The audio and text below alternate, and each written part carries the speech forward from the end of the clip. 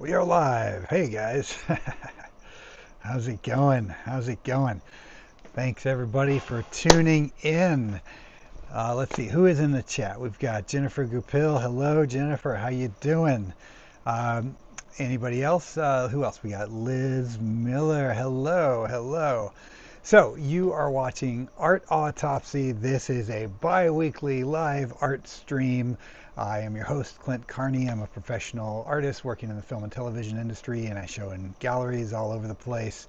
And yeah, we're here to make some art. So if this is your first time watching, or if it is your millionth time watching, I encourage you to get your art supplies out and make some art right alongside me. And that way, at the end of the stream, you'll have something to show for your time here watching. It's a great way to just have a reoccurring appointment to make some art, because sometimes it's important to schedule art making. We don't always have the time to fit it into our lives. So if you join me every 2 weeks, you'll get to make some art. And to that end, I do have to apologize for not streaming last week, but after all, it was Halloween, and I do a lot the entire week, so had to postpone it by 1 week, but usually that does not happen. Anyway, let me start out just by saying thank you so much to all of my patrons over on Patreon, to Jennifer, Tango14, Travis, Anthony, Rachel, Derek, Violet, Jill, Charlie, Misty, Donna, Necrotechnicon, Stormy Dragon, and Sarah. You guys enable me to do this show, so thank you so much. And that being said, quick plug for the Patreon and this channel and all that stuff. If you go to my website, clintcarney.com, you can find links to everything. And even if you're not in a financial position to support me on Patreon, I totally get it. But you can also sign up for a free tier on Patreon, and that way you get notifications every time I live stream and all of that sort of thing, or for future events. Let's see, the Undead of Night has joined us in the chat. Thanks so much. Hey, how's it going? Okay, so as is tradition here, I like to start off the broadcast by sharing some art from some of our viewers. So if you are so inclined to make art during this broadcast, please email it to me at clintcarneycreates@gmail.com, and I'll feature it on an upcoming broadcast. So, pardon me. So that's just a way of helping get some art out there. So without further ado, our first viewer highlight tonight is Liz, who is with us in the chat. She goes by the artist name Phoenix, and this is done, I believe, tattoo ink on fake skin. Just I love ghosts and such, so these are awesome. Great job, Liz. And she's in the chat, so if anyone wants to ask her any questions about this, now is the time. Really cool stuff. And then keeping in line with the Halloween theme, we have another viewer submission, and this is from Michael Garcia. And this is a custom animatronic. I believe he started with a base animatronic and then customized it to create this character, and just did a fantastic job. And this is the first kind of submission I got here on the channel for an animatronic, which you guys know I love. I got my pumpkin guy behind me, and there's animatronics all over this room and throughout my house. So great job, Michael. Great job, Liz. Thank you guys so much for contributing. So let me show you the latest, what I've been up to painting wise, and then we're going to get into actually the painting portion of the evening. But I got a few pieces of art I want to show off to you guys first, and see what you think. So right here, you guys may recognize this piece because I started it on a previous live stream. And the idea behind this is that this monster wanted to go trick-or-treating, so he dressed up as a ghost so that people wouldn't know he was a real monster.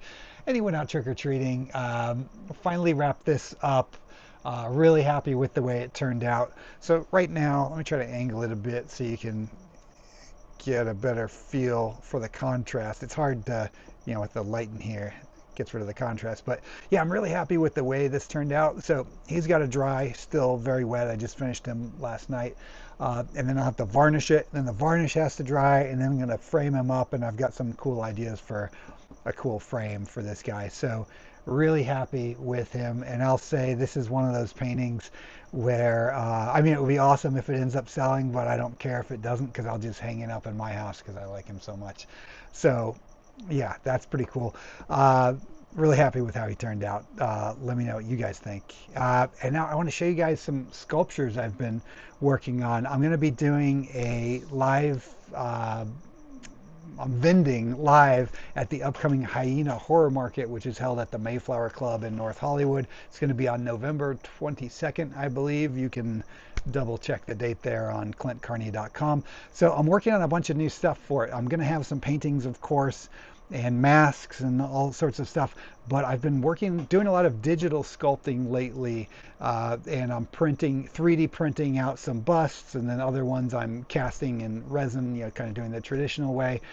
So I have some work in progress that I want to show off in that regard.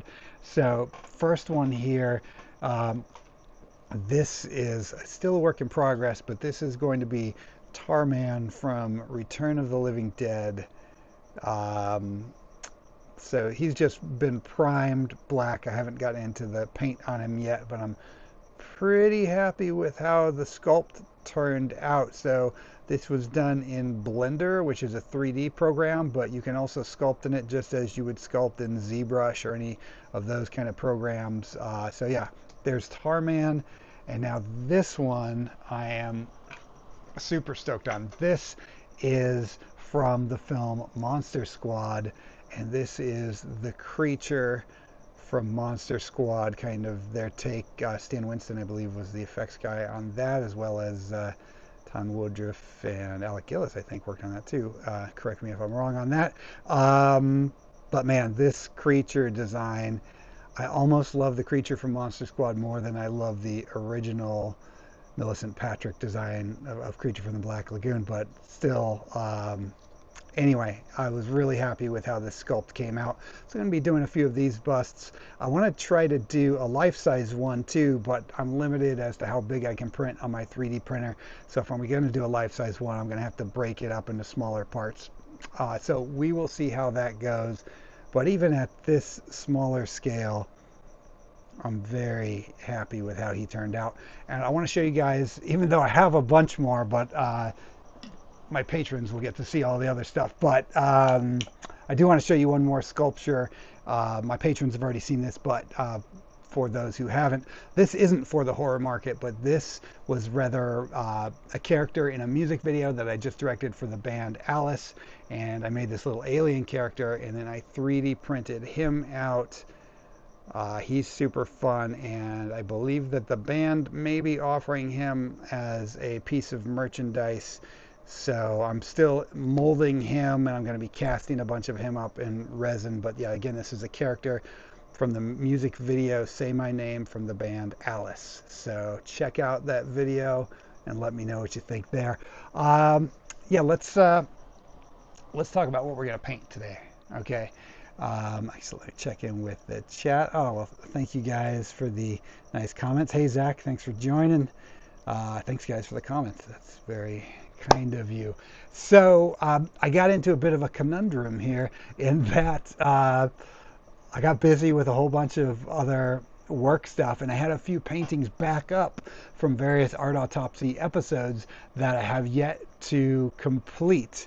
In fact, I had 4 of them until I finished up this ghost here, and now I've only got 3 left that aren't finished yet. But I think just to change up the pace a little bit for today's episode and to show you guys a different part of the painting process, I'm going to try to finish up one or more of these 3 remaining paintings and see how that goes, rather than starting one from scratch, just because I'm building up a backlog and I just haven't had time to do a new painting and finish these. So I thought it would be cool to finish them up. So let's see what we got here. I've got 3 unfinished paintings. Let me move this guy out of the paint splatter zone.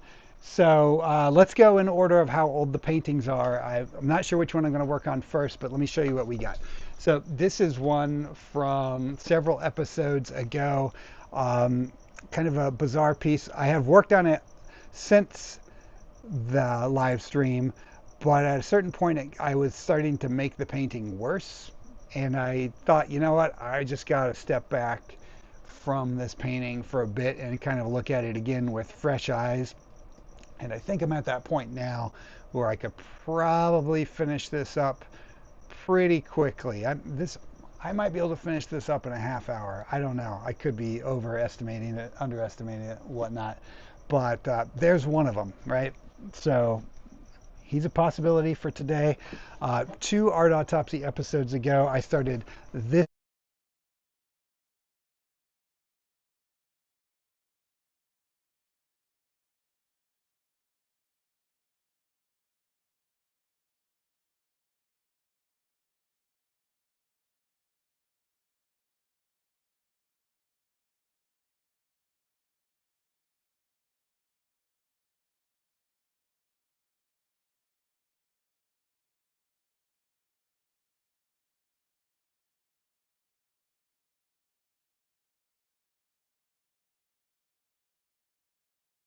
damn thing to it since Art Autopsy. This is a pretty simple piece, so just in terms of the composition, it's a skull, a pumpkin, some woods, and there'll be some leaves and stuff like that. So I really don't think it's too far away from getting finished at this point. You know, some of the drawing needs to be refined and stuff like that, but it's not far away. This one I can't finish in one sitting, though. I got to put in some, you know, what do we call it here? I want to glaze in some color, start adding some detail, but the foreground detail here, there's going to be leaves and pumpkin goo and seeds coming out of the mouth and stuff like that. That's going to be a multi-session thing on this painting still. But yeah, those are the 3 I got. So I'm just going to start one. Oh, my mic is off, people are saying. Hold on. Let's see. Check, check, check, check, check, check, check. Is the mic still off? It is back now. How long was I rambling without audio? I have no idea. Hopefully it's working now. And hopefully you guys got the idea with the visuals at least. I've got 3 painting options. I'm going to probably work on all 3 of them tonight. Just work a little bit, move on to the next, work a little bit, and kind of move back and forth. And we're just going to see if we can't finish up one or more of these paintings tonight. And I think it'll be a good change of pace so you guys can see different parts of the process. So let's start with this guy then, because he's the most finished. Right, so I think we can make some good progress on this guy tonight. Let's do that. So let's see. It is I'm knocking paintings over here. All right, it is 7:12 right now. I'm going to see if I can't see what damage I can do in a half hour, and maybe after a half hour, if it's not finished by then, we'll rotate it out and work on one of the other pieces. This is the palette for this painting that I've been working with, just to show you the colors that we're dealing with today. So this is light green, this is a teal, cadmium red, cadmium yellow, a lemon yellow. We've got some iron oxide red, white, black, and some cobalt blue on the palette, and then of course black and white. So that's kind of what we're working with. I'm not going to really introduce any new colors to this palette. These, of course, are all dry because it's been quite a while since I worked on it, so I'm going to have to squeeze out some new paint. But I do find it helpful. I've been, you know, if you guys have watched me before, you know this, but for the new folks, I've been using a lot of, I've just been doing just pieces of cardboard, these disposable palettes. That way I don't have to worry about scraping the paint off, but also when people purchase the paintings, I like actually giving them the palette with the painting. It's just kind of like a cool bonus piece of art. So sometimes I affix it to the back of the painting, or if it's a canvas and I can't affix it to the back, I try to find some other way that's clever-ish to include it. So yeah, here we go. Let me pull out my paint, and we are going to start working on this. So let me know in the chat, of those three that I showed you guys, is there any of those three that interest you more than the other? Do you like any of them? Do you hate them all? And it's okay to like them or not like them. Uh, as you guys know who have been watching for a while, my motto is always keep painting until I don't hate it anymore.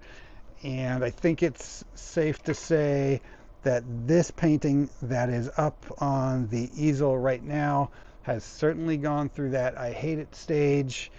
And I'm not sure how I feel about it yet, but I think that it really just needs some additional detail, and I'm going to end up feeling a lot better about it after today's session.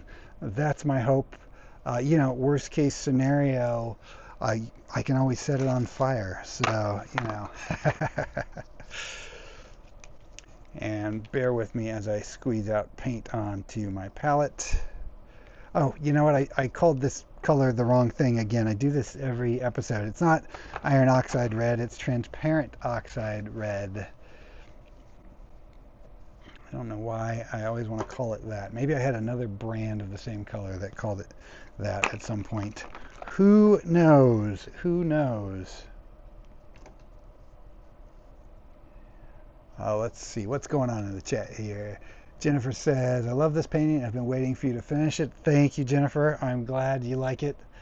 It's going to be a crazy one. I mean, it already is a crazy one, but I'm hoping it can, this last bit of work and detailing can make it a little more cohesive and just fix it. I don't know how, I'll pull the, after I get the paint on my palette, I'm going to bring the painting closer to the canvas and show you guys a little bit of the detail on it that might not otherwise be evident from that distance from the camera. Let's see, Zach says, I like all of them, but my favorite is the pumpkin. Right on, Zach. Well, I will make sure to get some serious work done on that pumpkin today. My paints are all over the place here because I've been doing a lot of painting in between on different things. So I put my paints away and took them out a bunch and blah, blah, blah. Oops. I'm just looking for my cadmium yellow, and then we are ready to rock. There we go. And then I will also be adding a medium to my palette. This is Winsor Newton's Liquin Original, and this I just mix with the paint. It helps thin it out so you can glaze the paint on, which is essentially adding thin coats of paint that allow the color underneath to shine through, and it also has a bonus effect of accelerating the dry time a bit, which is awesome. All right, and let me select my brushes. I don't know if I've shown you guys this before or not, but let me just show you. This is my insane brush setup over here. So this was welded together for me by my friend Wendy. So this is like steel here, but then it's powder coated black.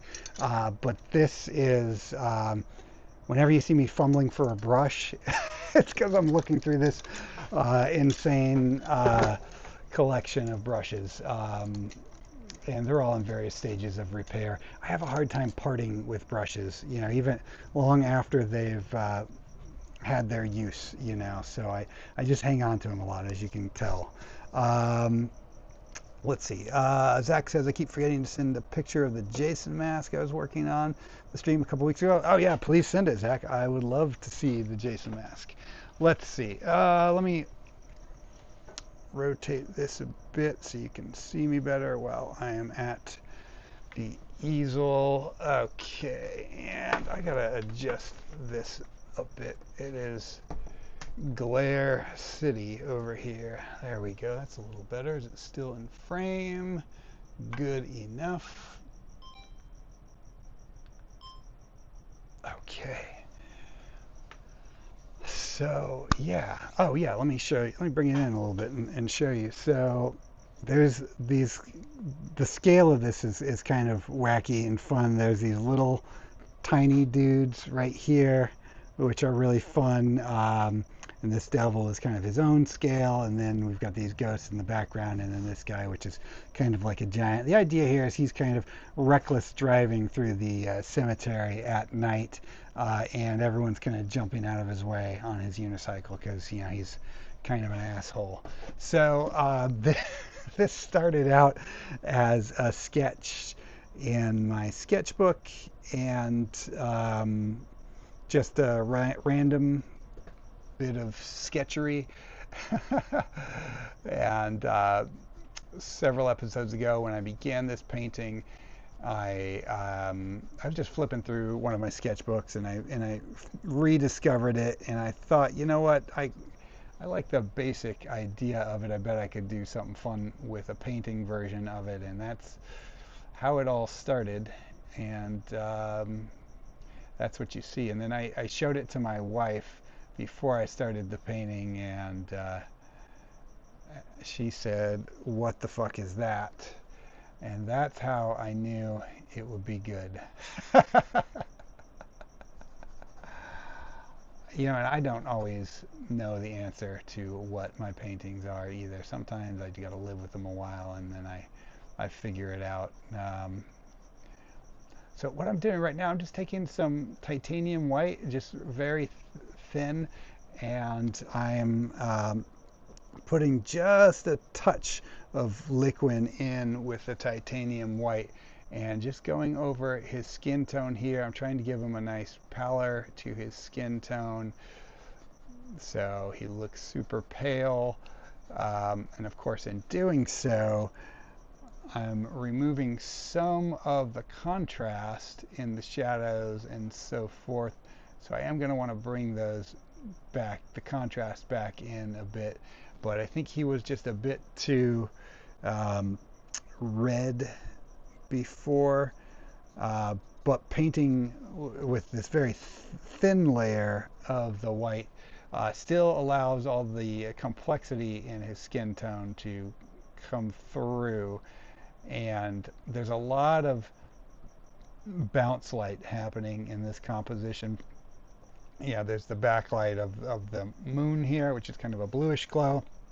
We've got this anglerfish type contraption coming out of the top of his head, which is a reddish glow. Then we've got these ghosts, which are a greenish glow, all emitting light. And to be perfectly honest, the light isn't realistically interacting with this here. The painting got out of control, right? And so the light isn't super realistic on here. There's also another light source off to camera left here that we can't see. That's making everything more visible. But yeah, the light on this painting is kind of a mess, but I don't necessarily mind it in this case. It's just one of those paintings where maybe that's not the most important thing in the world. This is not a realistic piece. Oh, so I mentioned earlier the Hyena Horror Market is coming up on October 22nd, and that's at the Mayflower Club in Burbank. I'm going to have a booth there with, you know, paintings of sculptures I showed you and all that stuff. But I just saw today that they announced Bill Moseley is going to be a special guest this time out again. He was a special guest there a couple months back when I vended, and I got to... my booth was directly next to his daughter's booth, and his daughter is a really cool artist. I ended up picking up one of her pieces. And then Bill was right next to his daughter, so I did get to talk to him a little bit, and he was really cool. I had met him before, but he hung out backstage at a show I was performing at years ago, but he meets a lot of folks, so I didn't expect he would remember me from that. But anyway, he was a super cool dude, and he signed a copy of House of a Thousand Corpses on VHS for me, which was cool, and that remains in my collection.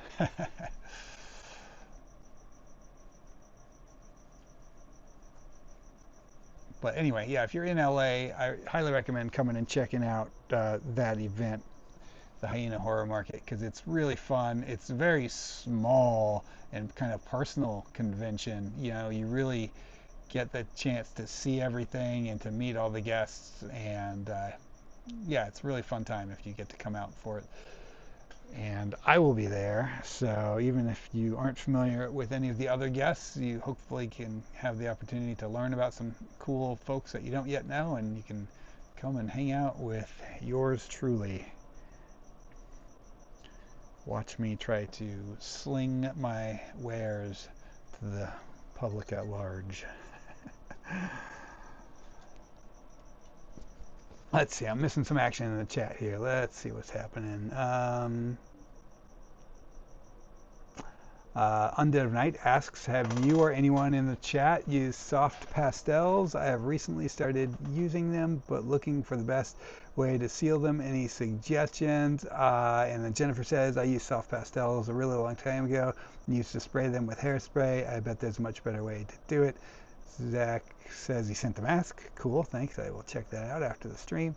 And we'll share it on the next one. Undead Night says, haven't tried hairspray, but I will now. I used to spray Mod Podge, but it leaves a rough surface and doesn't stop smudging. I have used soft pastels myself a long time ago. I've got a few pieces laying around that I've done in them. It's not a medium that I have excelled at, so but I actually agree. The hairspray as a top coat is an all right way to seal it. It's accessible, you know, easy to get. But you can also use like a acrylic varnish, but a spray. You don't want to brush on a varnish with the soft pastels, or maybe consult someone who is more professional with the soft pastel side of things. But my thought is, if you were to brush on a varnish under soft pastels, you would just be smearing your drawing. But a spray varnish, like an acrylic, the type you could get at like a hardware shop, might do the trick, or might be worth maybe experimenting on a test piece. You know, just scribble something on a piece of paper you don't care about. Try out the varnish first before you commit to it and ruin a piece of art that you really like.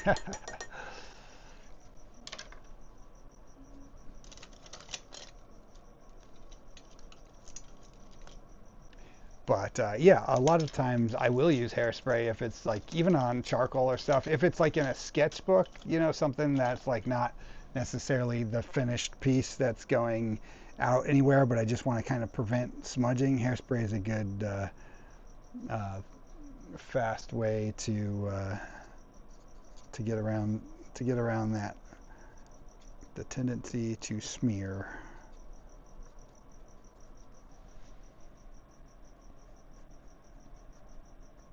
And normally I would have to rest my hand on something so that I don't smudge the paint, but at least at the part I'm working on right now, every bit of paint that is under my hand is dry already. So,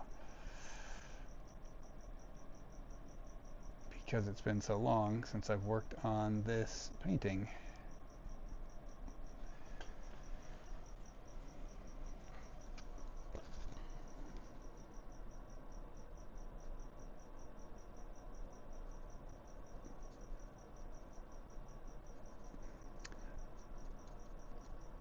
So what are you guys working on? Is anyone who is watching the stream currently working on a piece of art during the stream? If so, let me and everyone in the chat know what you got going on.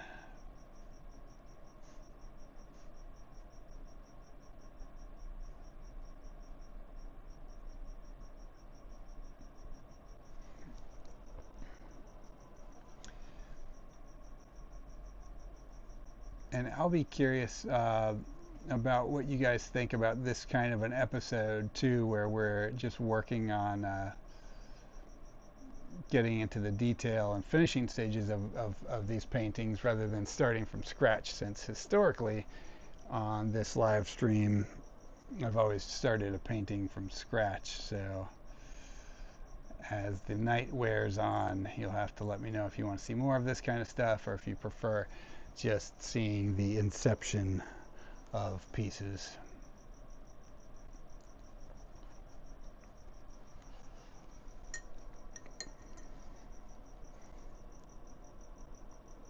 Yeah, every painting I work on kind of comes together at its own pace. So some paintings go very quickly and some take a very long time. Um, Kind of my average for this size of a painting, which is 16 by 20, if anyone is curious. It's the same scale that all of the art autopsy pieces have been this year. Um, my average is about 10 hours on it. Some of them have gone over 10 hours, some of them have come in under 10 hours, but that's kind of what they've averaged at. Um,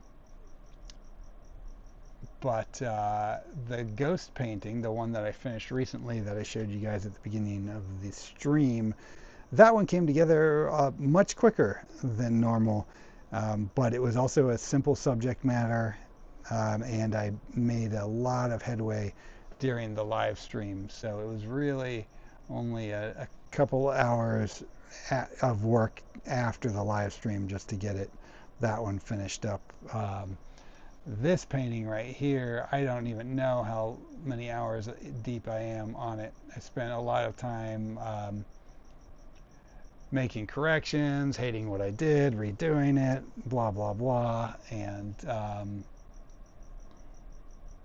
so it has had a journey.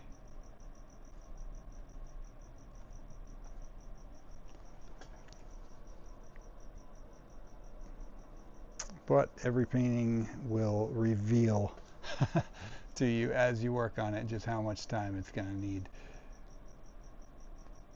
And you know, when you're painting, you are the one that gets to decide when it's done. So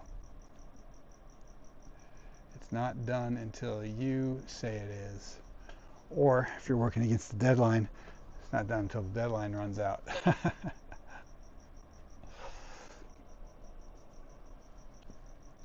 Oh, actually, I wanted to tell you guys about something else. I had a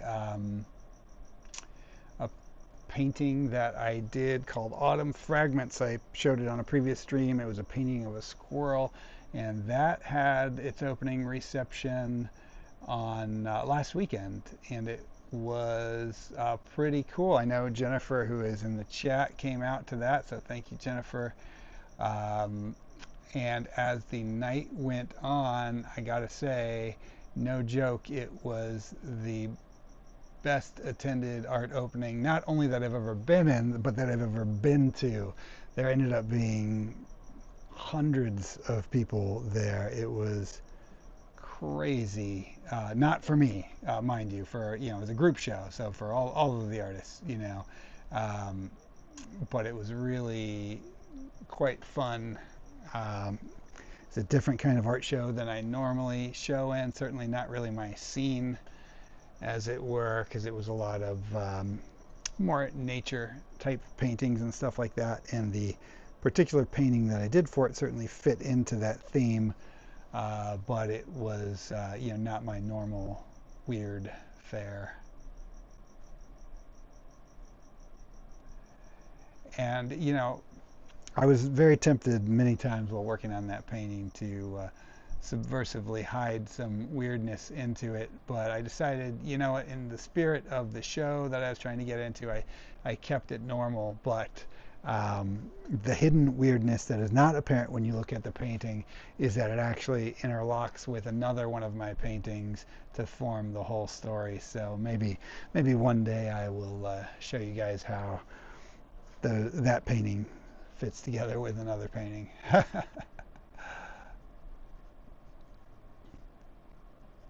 And then I also made some 3D printed out some little squirrel statues to go along with the painting that I had a little hidden passcode, which for that one was I'm here for the squirrel. So anyone that came up to me at the show and said I'm here for the squirrel, they got a free little squirrel statue. So that was a fun little bonus game. And I went through all of the squirrel statues, so that's good. Although I have some more that I've printed out, so I'm gonna have to figure out what I've printed out since then. So I'm gonna have to figure out what to do with the remaining squirrel statues that I have.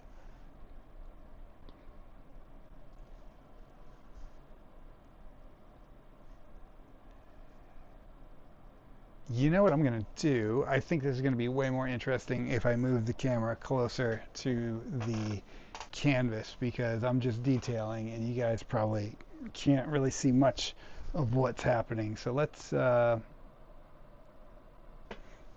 get the camera in a little closer here.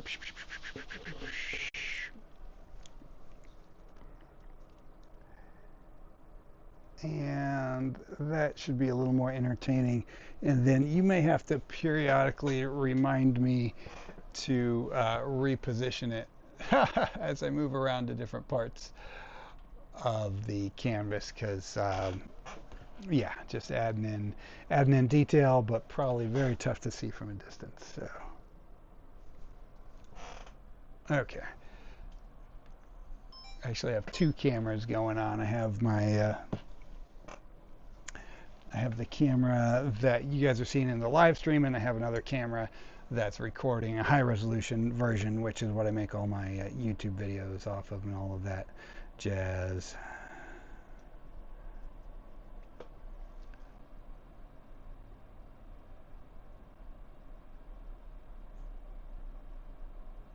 So this guy is kind of just transfixed with this light that's coming out of the top of his head here, hence not paying attention to where he's driving, and that's why he's causing all of this chaos in the scene around here.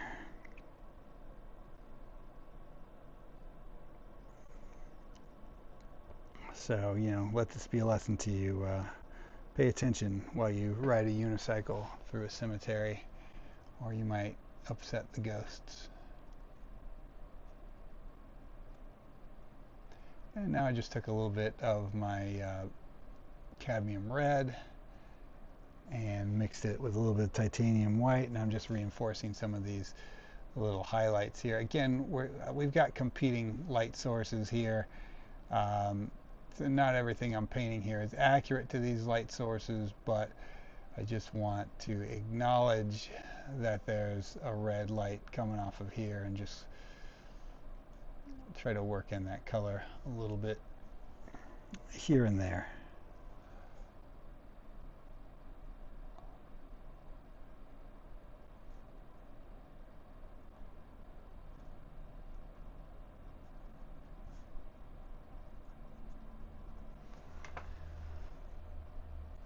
Yeah, he's looking better. He's looking better. He's not really popping out that well from the background, so I'm going to get crazy with it and do something totally not realistic at all. And I'm just going to paint a hard line on the side of his face behind him, just to make him pop out from the background.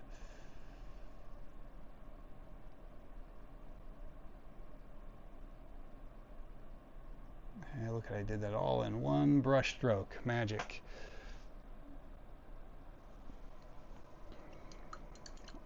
But I will soften it up just a hair, so I'm wiping all the paint off of my brush here, and I'm just going to go in and make little circles and work that hard line just a little bit out, blend it in just a little bit to the background color. We've already left reality a long time ago on this painting, so any rules that may have existed for how it's supposed to look have gone out the fucking window. And yeah, also this part of his head needs to be more in shadow side too. It's really getting ridiculous that it's all kind of getting lit up there. So I'm just going to take a bit of my teal, I'm going to thin it out with some liquid, and I'm just going to push this side into the shadows.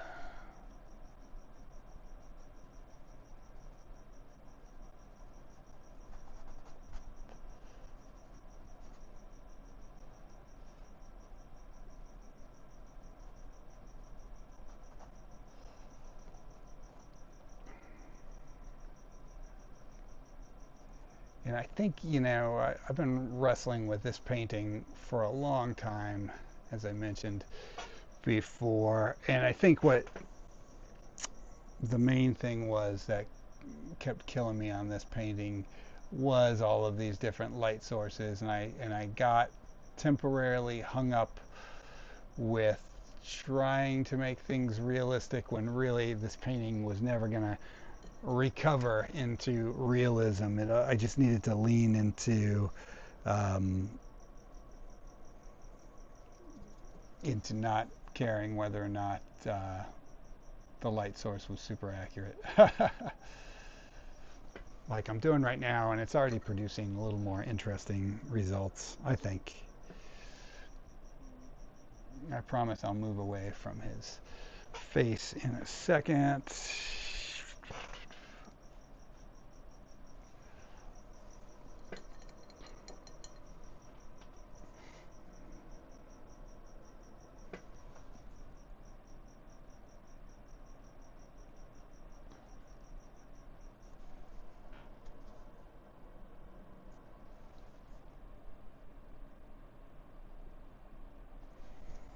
And I'm just going into this little light bulb here with some more cadmium red, and then blending in a little bit of the cadmium yellow. And then I'm just going to take little bits of this cadmium yellow and just put it in here because there's a little bit of a foggy atmosphere in the air. So I'm just going to have it catch little sections of the air. Nothing too crazy. And we're just going to go straight up titanium white and reinforce some bright spots in the moon.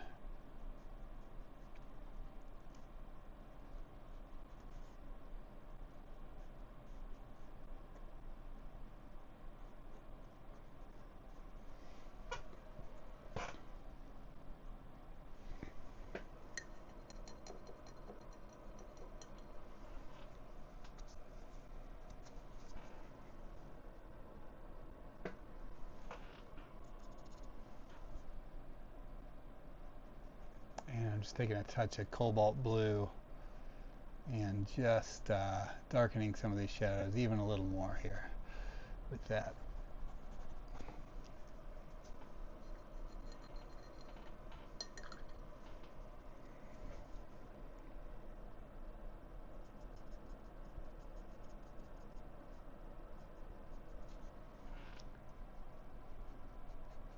And now I'm taking some cadmium red, and I am just mixing that up with some liquid, just getting a very thin glaze here and reinforcing it over the existing red shirt here, just to kind of unify the colors here on the shirt,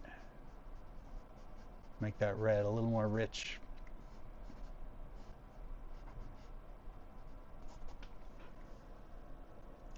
Let's see what's happening in the chat with you guys. Let's see. Jennifer is working on. Oh, for a second I thought you said a Swamp Thing painting, and I was all, fuck yeah, Swamp Thing. But you said a swamp painting. Still cool.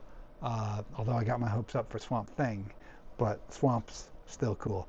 And she says it's the first time she touched it since the last art autopsy.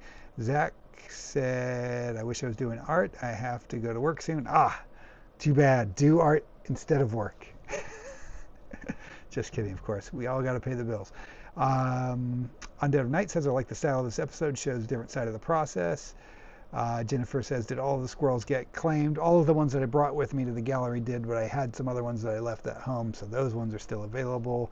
That'll probably just bring them to the horror market. Undead of Night says, I saw your prop work on Ed Gein, made it to the start of episode 5, but lost interest. Excited for Del Toro's Frankenstein tomorrow on Netflix. Oh, thanks for checking it out. Yeah, it was a fun show to work on.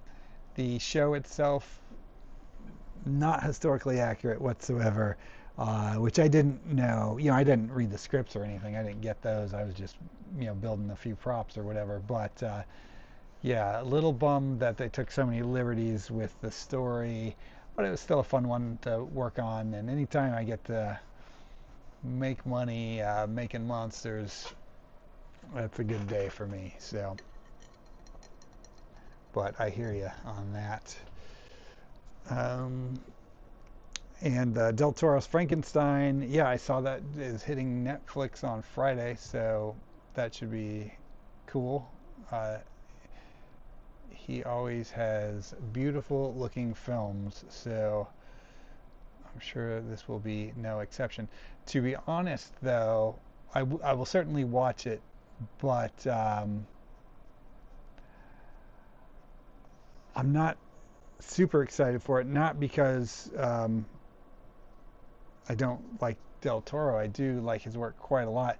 It's just I've seen Frankenstein remade so many times. I've read the book a few times, seen every friggin' movie. I get more excited about new things that I haven't seen yet. And to that end, I finally saw Weapons, and that was a new original idea, and I absolutely loved it. So if you guys have not seen Weapons and you want to see a crazy original film, check it out. I really had a good time with it. It's from the same director that did the film Barbarian, which I also enjoyed quite a bit. So yeah, Weapons, good shit.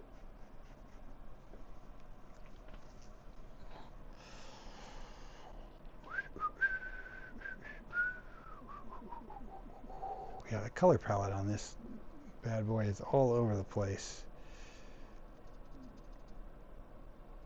Probably should have thought about the colors a little more when I was started the painting, but now we're in too deep. Now we're just leaning into every color under the sun.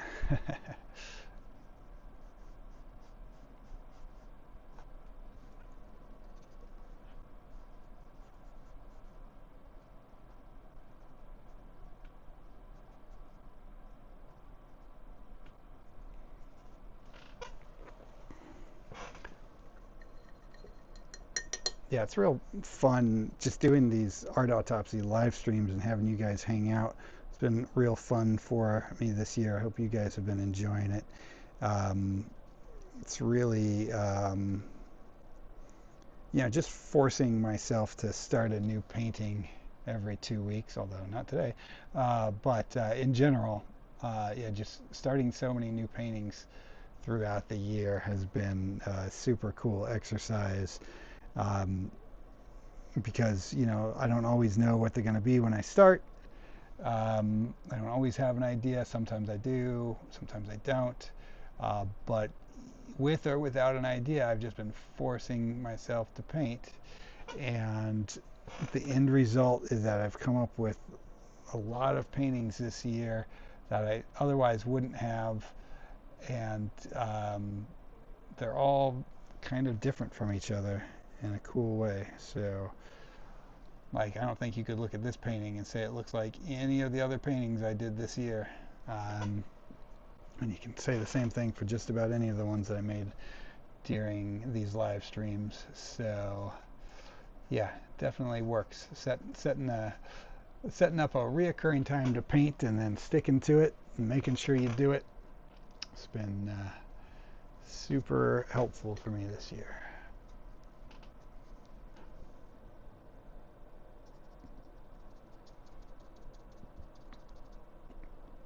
Jennifer says, you made it further than I did.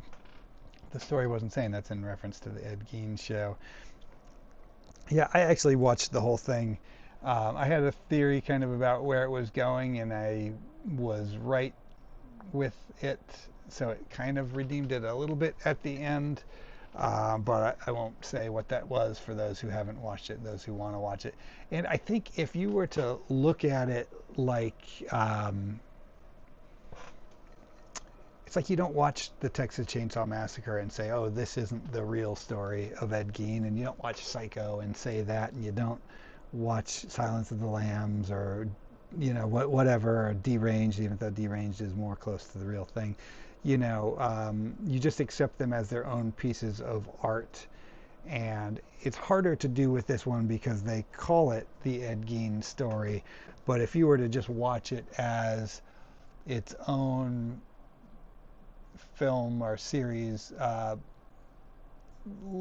ever so loosely based on it, but without holding it rigidly to being the real story, I think you could enjoy it. But if you're going in there for historical accuracy, you will be sorely disappointed.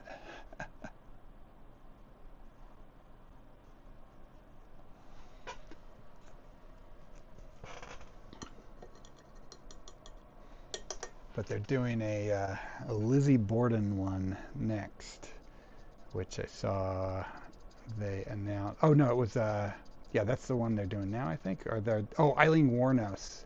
I saw they're doing next. They're doing Sarah Paulson is going to be Eileen Wuornos, so that should be interesting. But there's an excellent movie about her with Charlize Theron playing her, and that one is, funnily enough, called Monster. Um, and I think she was either, I don't know if she won, but she was at least nominated for Best Actress for that film. Excellent film, kind of a sad, disturbing story. But yeah, there you go.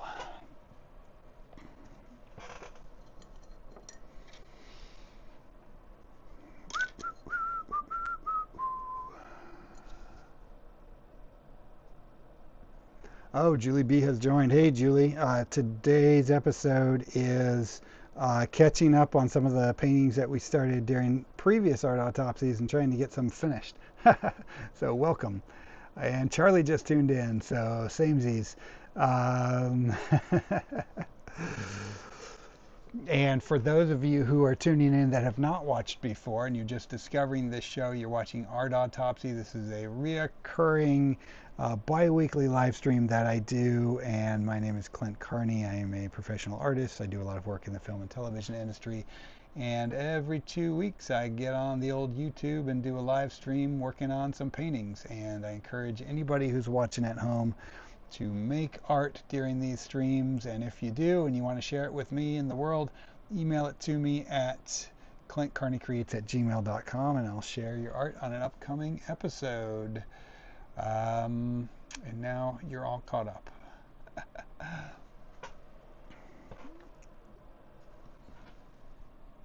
So yeah, not every, again, this, I've been working on this painting for so long now, and it's been in the home stretch for a while, so I'm just adding little details here and there,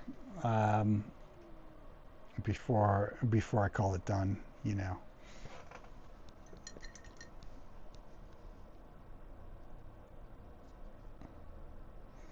I think we can finish this painting tonight and then move on to finishing up another one. That's my hope. Maybe not finishing another one, but making a good dent in another one.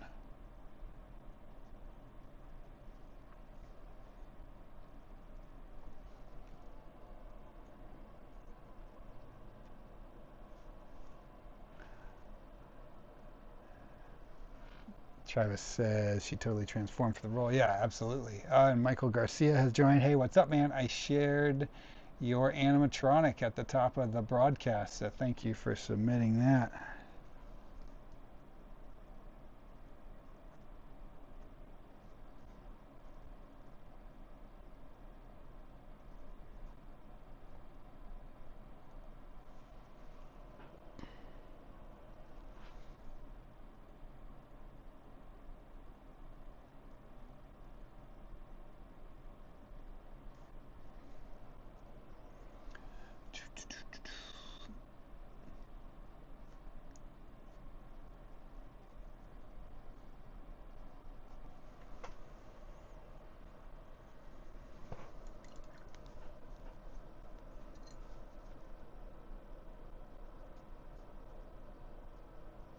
So so after we call it done for the work on this one, I've got two paintings left of the other ones that to work on, which is the pumpkin one with the skull, and then well, let me just refresh your memories. We got this weird one here to work on. However, that's going to hang. I still don't know what all is going to get added into that. And then we have this one, which is a more straightforward pumpkin skull coming out of the pumpkin deal. So if anyone has any preference for which one you want to see me work on next between those two, let me know. And we'll take a vote. Whichever one gets the most votes, that's the one we'll move on to next.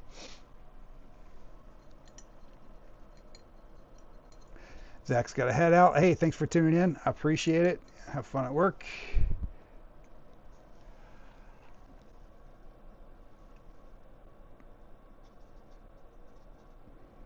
Okay, I'm going to add a little bit of just some detail and a little bit of highlights into the fur on the legs here. Charlie votes for skull. Liz votes for skull and pumpkin. All right, we got two. Are there any dissenting opinions yet?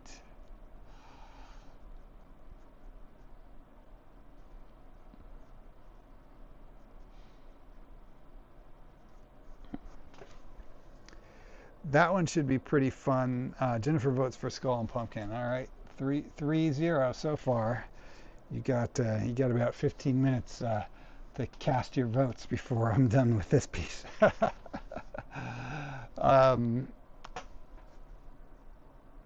The skull and pumpkin should be pretty fun to see this next stage, because I'm not going to be getting into detail yet like I am on this painting, but I'm just going to be throwing in large washes of color right on top and then adding in little bits of detail to start with. But you'll see it transform pretty quickly because it's going from the black and white stage into its first bit of color, which is probably the biggest transformational part of the painting.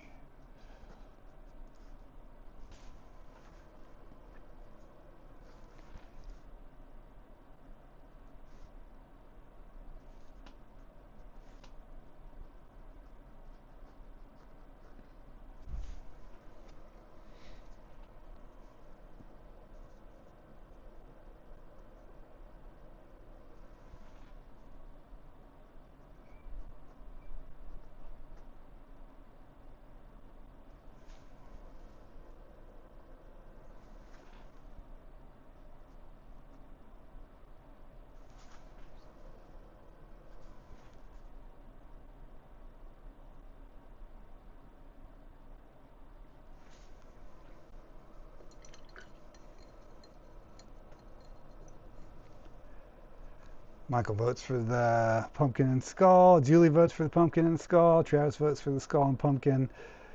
And then Michael says, plus I like the octave dude you're working on. Cool. All right. Everyone hates the other painting. I get it. I'm kidding, of course, although maybe you do. That's fine. I know where the other painting is going. I think it will eventually be cool, but it's going to be a while on that one before it takes shape. So skull and pumpkin it is for now. And then we'll see by the time I hit a starting point on the skull, or by the time I hit a stopping point on the skull and pumpkin, we'll see how much energy we all have left to carry on.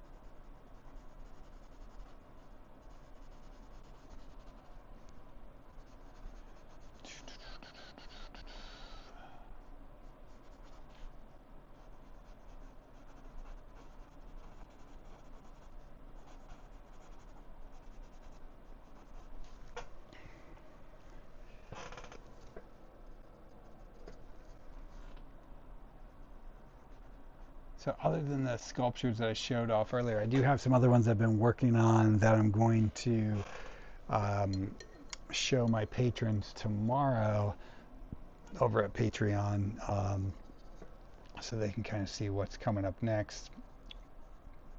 So if you go to my website, clintcarney.com, there's links to my Patreon. There's also links to this YouTube channel over there and all sorts of stuff. And there's an events page where you can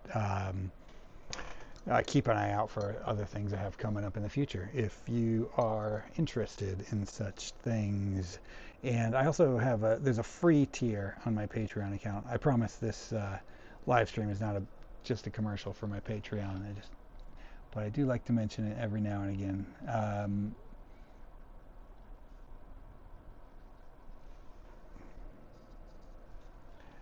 So yeah, there's a free tier, and if you're on the free tier, you still get the notifications when I'm doing a live stream or an in-person event and all that jazz. So there you go.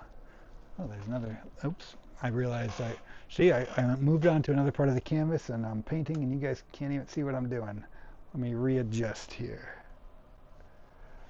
I've been working on this bottom part this whole time and forgot that the camera was not even pointed at it. Shame on me. So I'm just adding in little additional shadow work here on the bottom. Nothing crazy. You didn't miss a lot.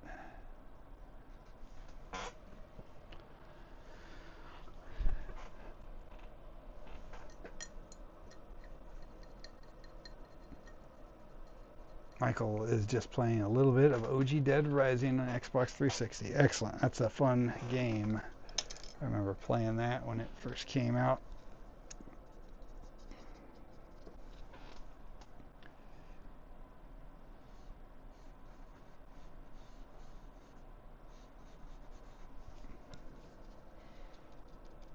Julie says she doesn't hate the other painting, but loves the pumpkins.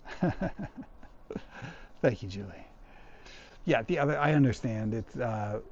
It's funny, while I was working on it, that last painting, the one that got no votes right now, I realized while I was working on it that I was losing the live stream audience because it was kind of an abstract one and I couldn't quite explain what I was going for, although I knew what I was going for in my head. So I figured that was a painting that's really going to come together with time and me noodling away on it hours at a time over time. So you'll see when that painting's done. Hopefully it will be better resemble what I'm going for, but it will be quite changed from what you see now.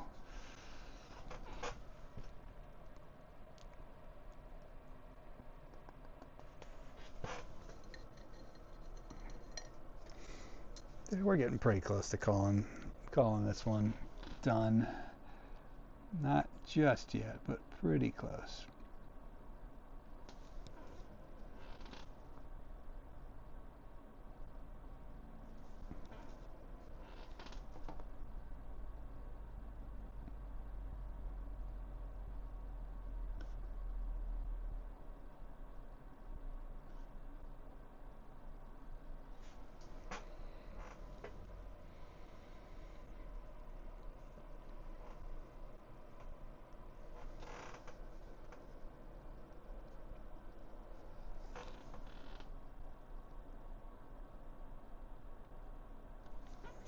So Halloween was pretty good. I always just stay home because we do a big Halloween yard display here, and so Mrs. Carney answers the door and gives the kids candy and stuff, and I try to scare them.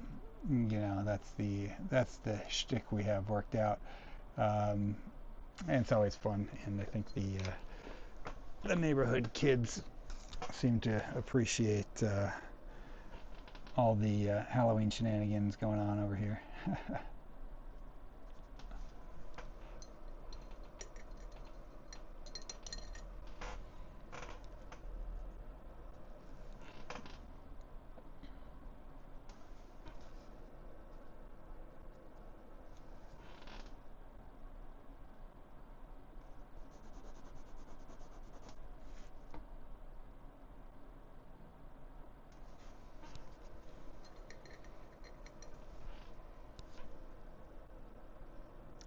Did anyone else do anything fun and exciting for Halloween?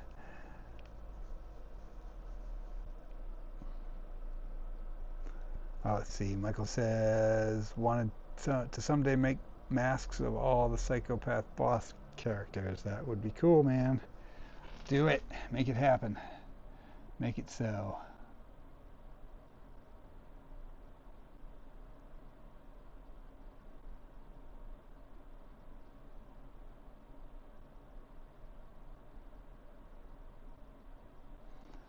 Let's give him a double dude, some little teeth.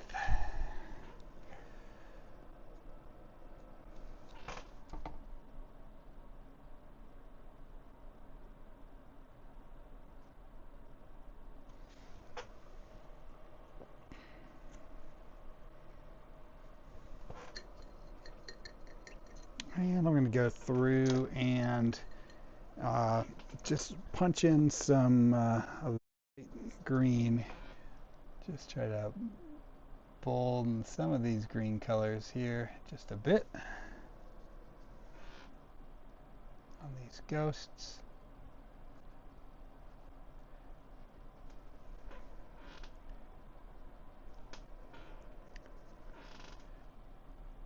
But I'm feeling better about it already after today's session. Yeah, I don't know that I'm ever going to be in love with this painting, but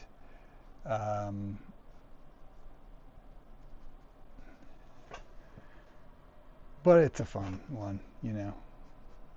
I think the right person will connect with it, hopefully. Or it will just eventually be set on fire. Let's hope not. Let's hope that this painting has a life beyond this evening's paint session.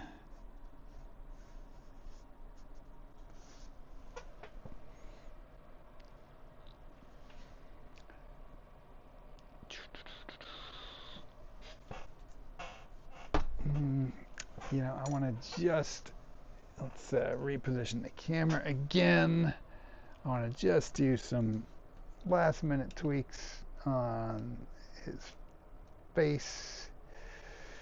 And then I think we're going to call it and move on to the skull and pumpkin painting.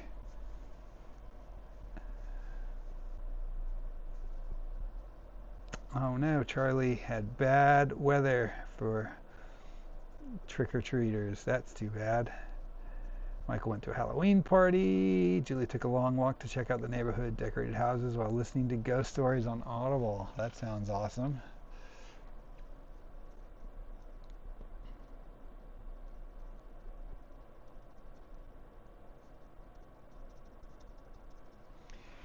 Yeah, there's a lot of houses in our neighborhood. I'm just, by the way, I'm just introducing a little more yellow into the skin here to tie it in a little bit more with the crab arm or the whatever the hell that is. Just little pops of color in here to add to the craziness. Okay. Yes, I think for right now, at least, we have reached the fuck it, I'm calling it done stage. Let's back the camera back up so we can take a gander at the whole thing.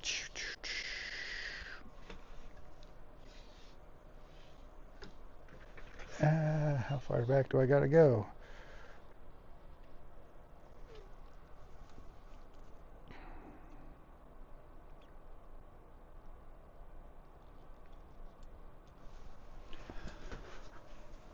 Okay, there we go. It's a fun one. Calling it done for right now.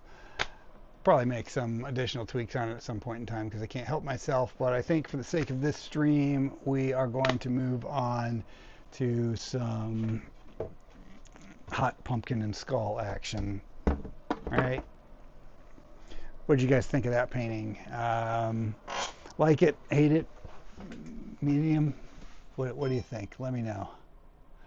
Oh, also, while I have your attention, please, if you wouldn't mind, please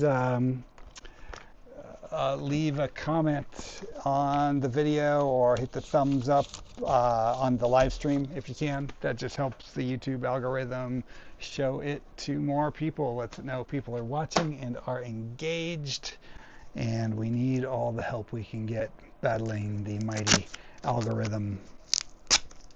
Just taping down a new little palette.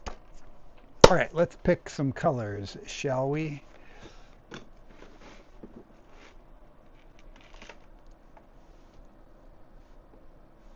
Oh, thanks everyone for the nice comments. Michael says, dope, Clint. Oh, Jennifer got 47 trick-or-treaters. That's awesome. Jennifer says, this painting is badass. You better bring it to the Hyena Horror Show. Thank you. I shall. You can see it in person, for better or worse. Charlie says, I loved it, but would like to see it in a fancy frame. Thanks. I will certainly fancy it up with the frame for sure. Okay, picking some colors here.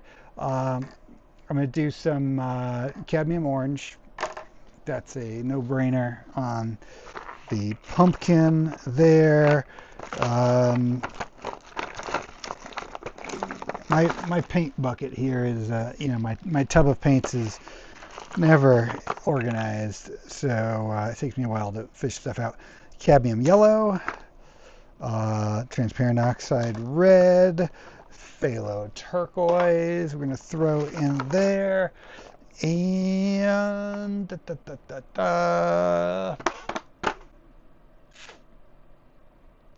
and then I'm going to do black and white. So that's it. Limited color palette for right now for this stage. It doesn't mean we won't introduce more colors in later, but for the moment we have cadmium orange, cadmium yellow, it's cadmium yellow deep hue, phthalo turquoise, transparent oxide red, black, and white.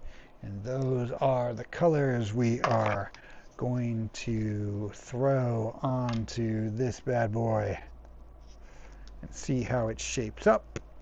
And then of course I'm also going to put more medium on there, more of the liquid, because we're going to layer this paint in very thin coats at this stage. So my thoughts.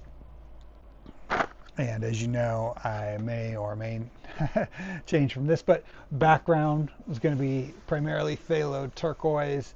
As we get closer, it's going to fade in, and we're going to see more of these orangey colors on the ground in front, a yellowish cast from the light coming out here, which is going to fall across these leaves in front, and of course an orange color for here, and I'll probably mix together a little bit of green with our turquoise and our cad yellow, and that's how I intend to use the color palette. My dad is watching. Thank you so much. He says, looking great so far. Excellent. Thank you. Okay, so I'm going to just grab a relatively big brush, you know, it's that angle tip that I like using, and I'm just taking a good dab of the liquid, mixing that in with our phthalo turquoise, and I'm just going bold in the background here, just making big patches of color.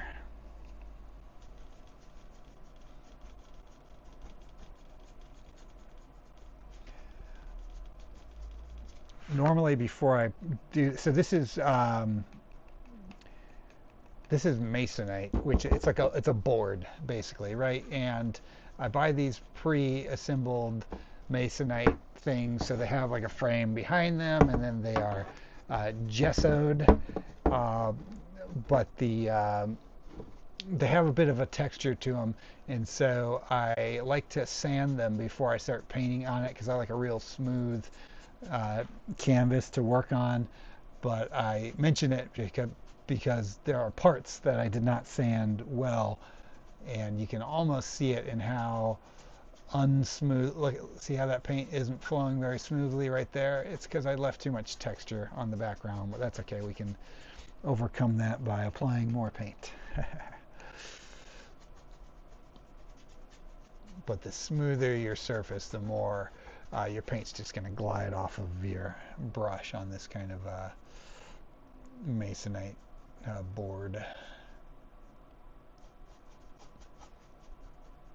Some artists prefer to cut their own boards, which I have done in the past, but honestly, if you're cutting your own board, you still want to build that backing frame around it, because otherwise what will happen as the gesso dries on it, it will constrict and it will warp your board without that frame.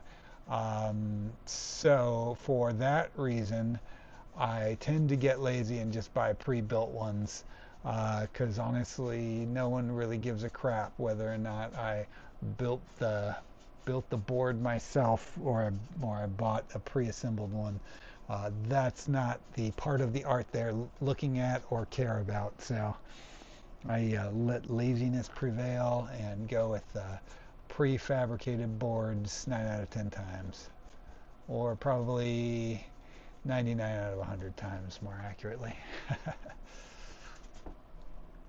Same with stretching canvas. I have stretched canvas before. Hate doing it. I prefer to buy pre-stretched canvas. If I was doing custom shapes or needed a very specific size that I couldn't otherwise get from a prefabricated canvas, then I would have to go back to stretching it. But very rarely does that need arise. And when it does, it's usually because I have a frame that's really awesome, but it's a weird size, and I can't find a prefabricated canvas in a very specific size or shape, and then I got to make it custom. So, you know, it's good to have the knowledge on how to do that stuff, but, you know, I don't personally find myself doing it a whole lot. And there are some artists out there that love that part of the process, and that's all they do. But to me, that's crazy talk. I just like painting. I don't like stretching canvas.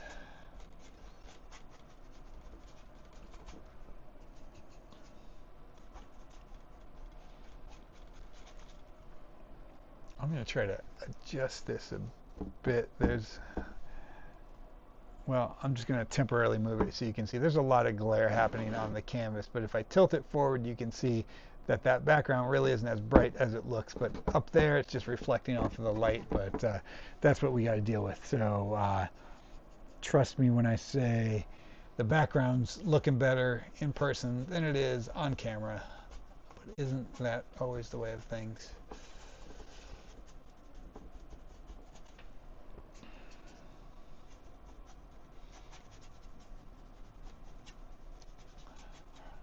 And I'm going to bring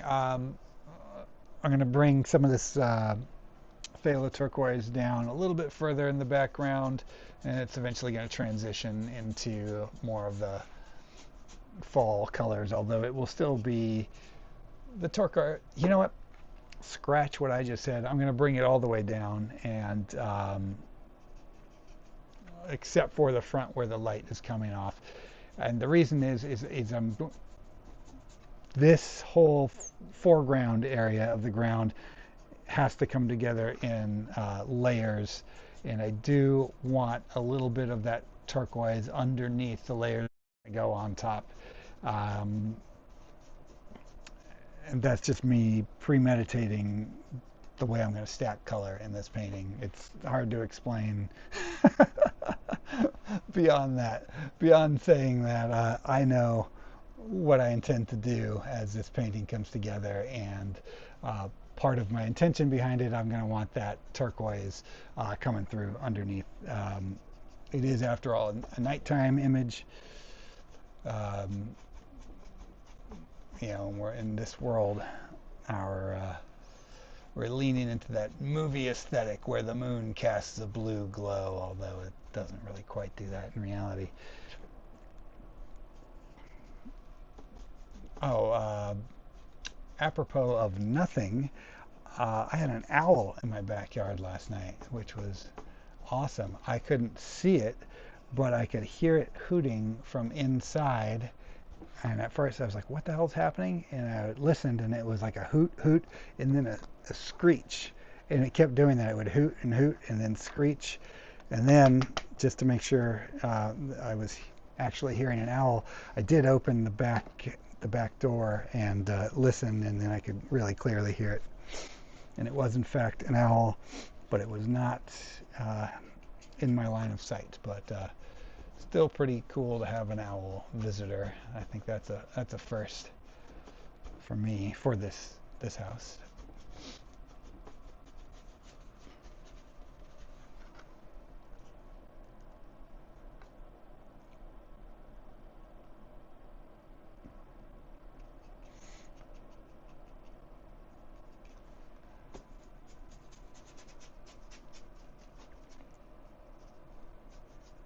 Let's see what Michael Garcia says. I still to this day like drawing on big poster board because as a kid like drawing on the big thing of paper. Yeah, I mean it is fun to draw on a big canvas for sure. Uh, the problem with poster board though is it's really hard to archive. Like it wants to curl up, and I guess if you frame it right away and treat it nicely, it can be all right. But I do love painting on big canvases too. And I've got a few big pieces that I've been chipping away at for years that I'm well overdue to finish up. But there's nothing like working on a big painting. But sometimes they're harder to move because a lot of art collectors, people who seriously collect art, very quickly run out of wall space. And it's much easier for people to fit smaller paintings into their collection than it is large paintings. I've got a couple of paintings in my collection, from other artists that are so big they pretty much just dominate an entire wall. So it's a real commitment that you're asking of a collector when you do a large piece. I mean, a massive piece. There's I don't know at what size a painting becomes an unreasonable scale, but certainly that happens.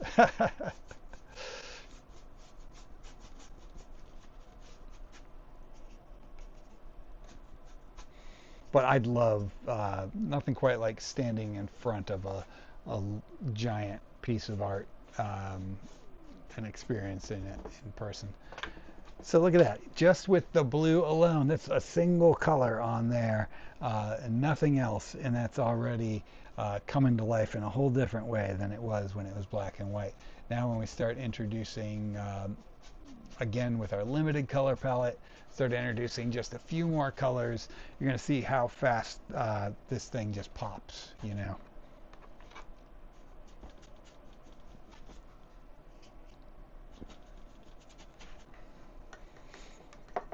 Okay, but while I have the phthalo turquoise on there and it's wet, I am going to bring in a little bit of titanium white and just hit some little highlights along some of these trees in the back here. And just allowing that titanium white to blend right in with the turquoise that I've already laid down on the canvas.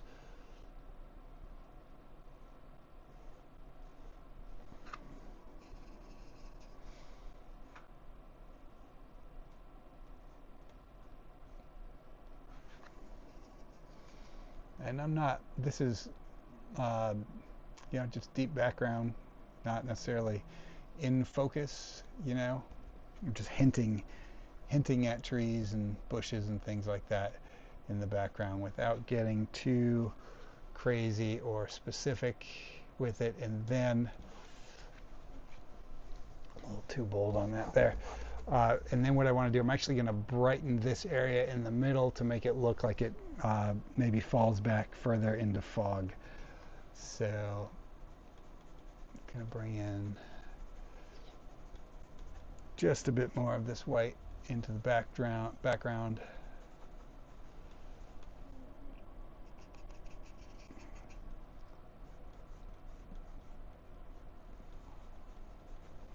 And I'm not worried about crossing over into the pumpkin at this point in time. I'm quite frankly being quite sloppy with it because I know I'm going to refine that shape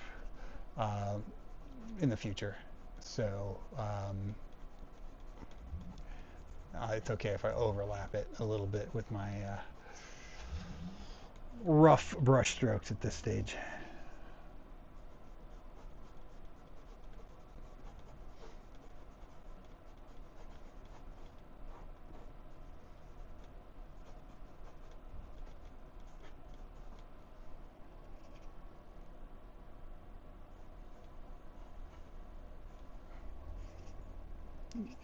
And then, you know, letting some light shine through parts of the forest here just to give it a little bit of depth.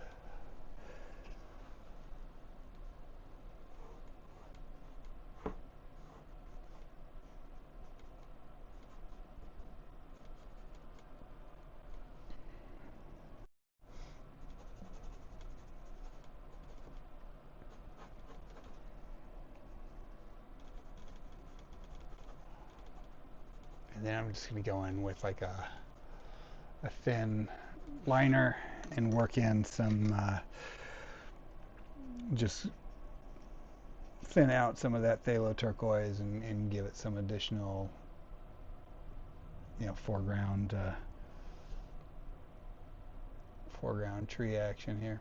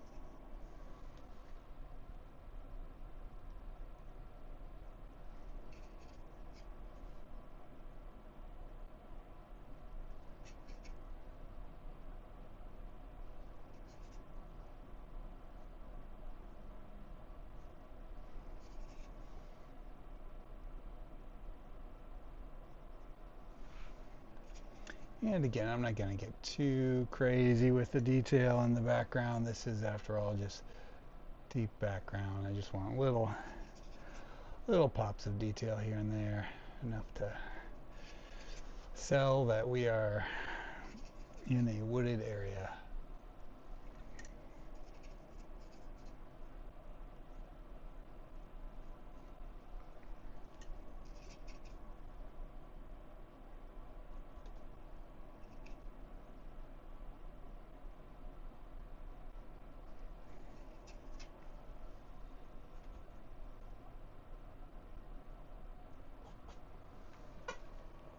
All right, that does the trick for right now.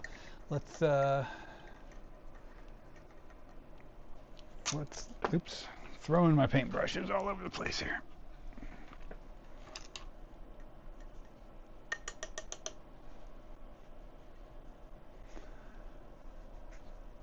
Charlie says, I'd love to see you do an owl painting. Yeah, that's funny, I was actually inspired by the owl last night. I was thinking of doing an owl painting today until I realized I had this massive amount of unfinished paintings before me. So, but I can certainly see an owl painting in my future. I've drawn owls before, I believe, but I don't think I've ever painted one. Not that I can recall.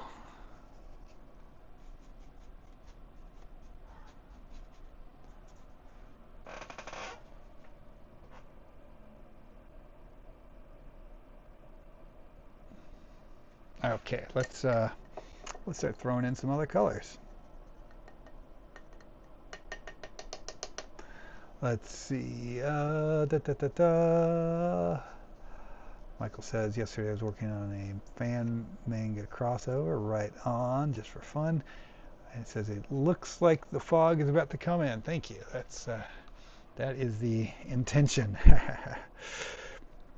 All right, now I'm squeezing out the cadmium orange. And once again, I'm going to mix it pretty generously with the liquid medium.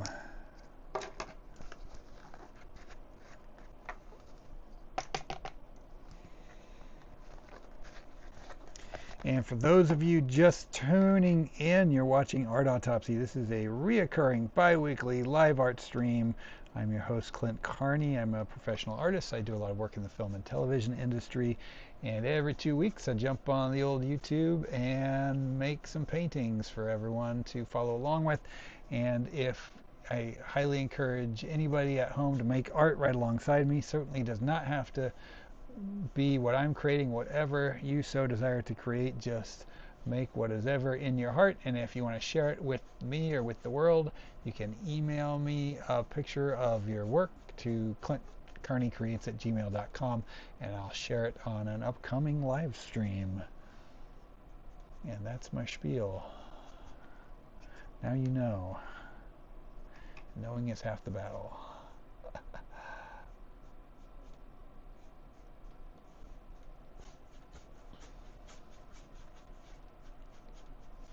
Pretty bold on this cadmium orange right here.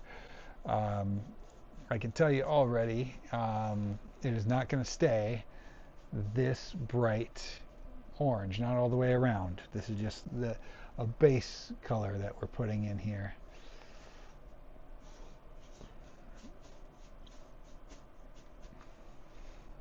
Now we're going to throw in a little bit of this transparent oxide red and let that blend in right there, right in with the orange.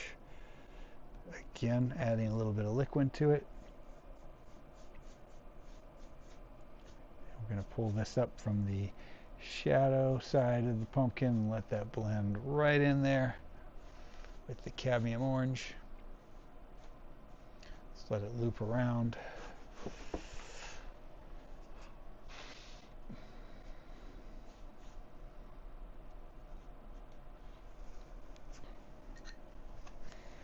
I'm going to take a little bit of cadmium yellow. And again, this is going to be a multi-session color job on here, right? It's not all going to come together today. So I am, to a degree, premeditating how I'm going to layer colors on top of it in future sessions. So this is a little bit of the cadmium yellow mixed in with a little bit of the titanium white. And then I'm just letting that flow right into the cadmium orange and the transparent oxide red that's on the canvas. Just letting those colors blend together.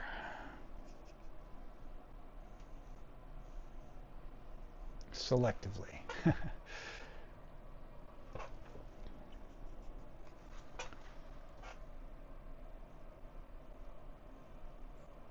And just reshaping the pumpkin a bit.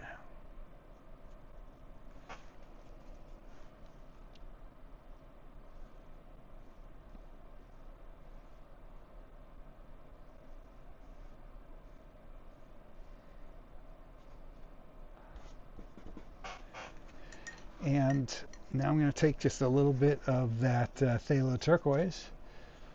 Just pop that in here on the deep shadows.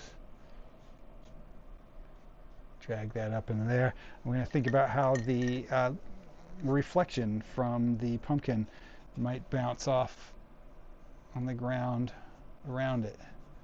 This is going to be something that's going to continue to be refined as I move forward with the piece. But for right now, I'm just introducing a little bounce from that right on there.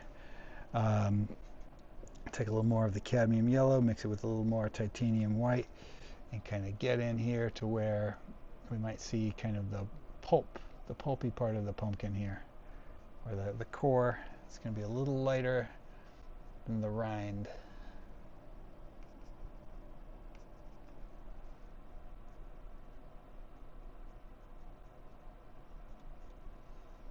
And I'm just making big sloppy moves right now because this isn't the phase where I refine things yet. This is the big sloppy move phase of things for me. Well, everything's a big sloppy move phase for me until it isn't.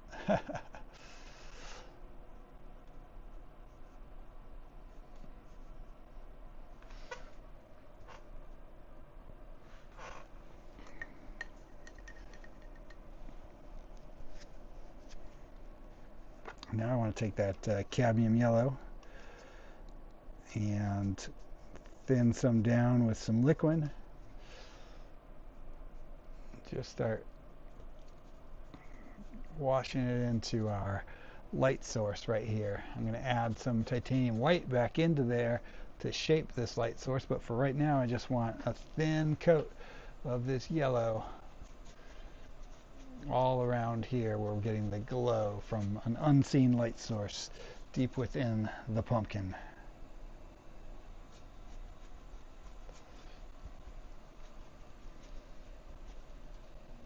And remembering that some of this light is going to come through there, through these little holes inside. We're probably even going to get a little bit coming through the back of the nose. And then I can just take some titanium white, just mix that right on the canvas with that yellow.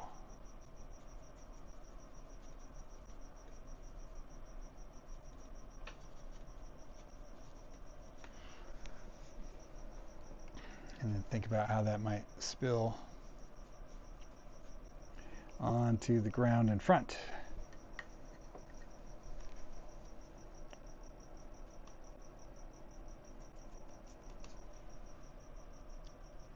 Maybe start thinking about some of these leaves and what shape they might take.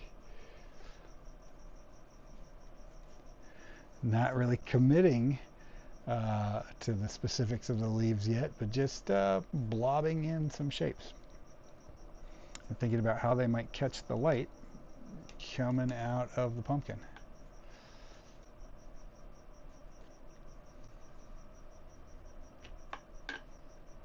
Great. Let's see how fast that came together just by putting in, starting to put in little amounts of color, but washing it in over wide swaths of the canvas. And now I've got a thin down of our transparent oxide red.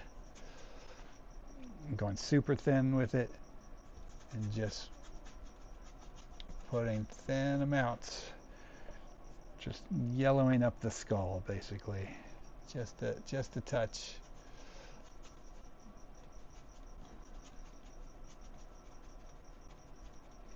And as we go, work a little bit of the white in with it. I'm going to switch brushes to a brush I've already trashed because the brush I was using just there is still nice. And I want to be able to kind of roughly scumble these two colors together.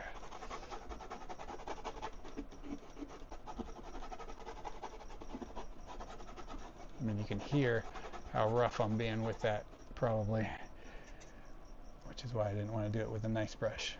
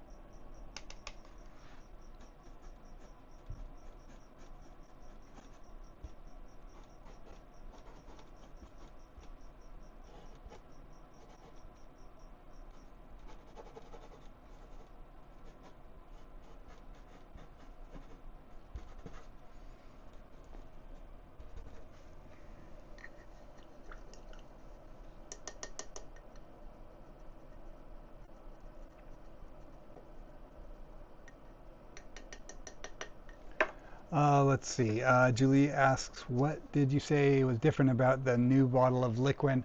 The color looked a little different on the new bottle. I'm still using my old bottle. I haven't broken into the new color yet, but the color that I'm used to is kind of this more amberish color, which I mean, I'm not applying it thick enough for that color to come through, but the color on the new bottle I bought looked a little more milky. So we'll see how that actually works once I get into using it. But that was the difference. Let's see, what else is happening in the chat here? Michael says, has anyone seen a caramel colored pumpkin? I don't know, not that I can recall. Perhaps though. Liz says, love the color choices. Thank you. Charlie says, it's reminding me of the All Seasons Past album art. Thanks. I guess yeah, that blue palette on there I can see for sure. And Liz says, I finished a couple more tats on fake skin. It's messy trying to type in the chat while I'm trying to tattoo. Nice. I look forward to seeing those.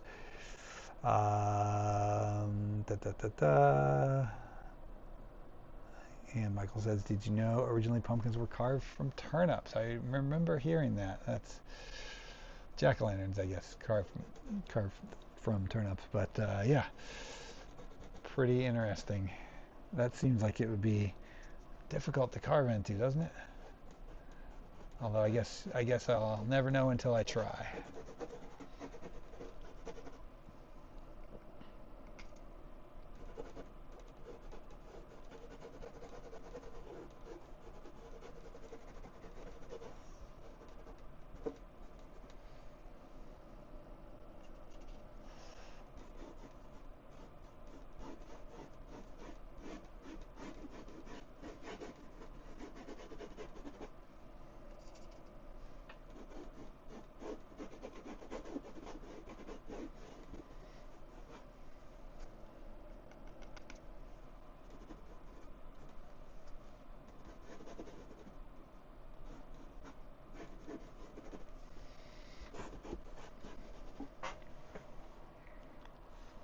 All right, so now we got some very thick blobs of color in there, right? Starting to get colorful. I'm going a little bolder on the orange here on the side here just to make it pop out from the background more. Just a stylistic choice, not a realistic choice. But I like it. Same here. I'm going to just go bold cadmium orange. Throwing a few bold choices on the orange here. Just get blocky with that.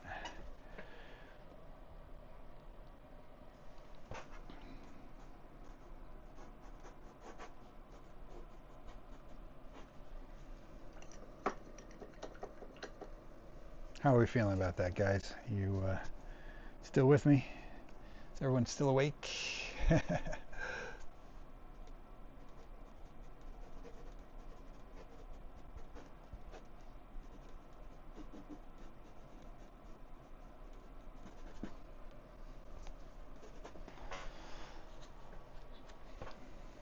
Okay, I'm just going to take some of the phthalo turquoise and I'm going to reinforce this shadow right here. Just darken that up a bit.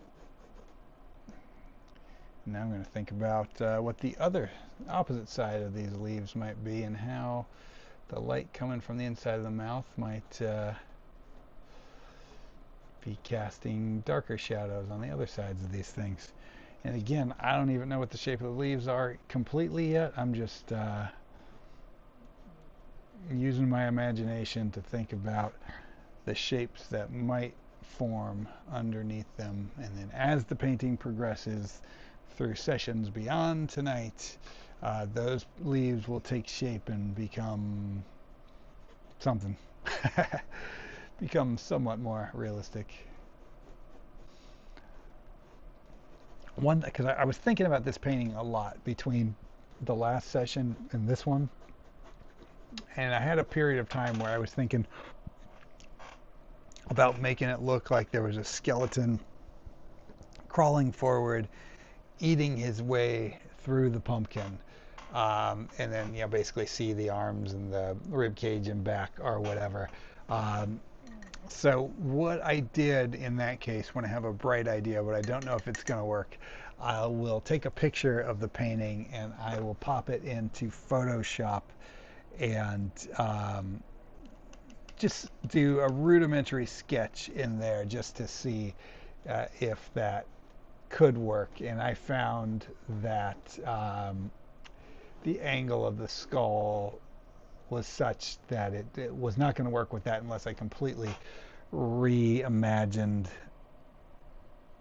that aspect of it, the skull and the position and everything. And so I decided against it. I decided just to stick with what we see here, which is just the skull shoved into the pumpkin as originally envisioned. But while you're working on a piece, if you have an idea for something that might make it better, why not run a test with it? Experiment with it, or even just draw it out on paper if you think it might work. It's a great way to test an idea without committing it. If I were to try doing that on the canvas in paint, I would kind of be stuck with it at that point or have to rework it from the beginning. But working it out in Photoshop told me that it was a bad idea. And I didn't have to ruin my painting in the process to find that out.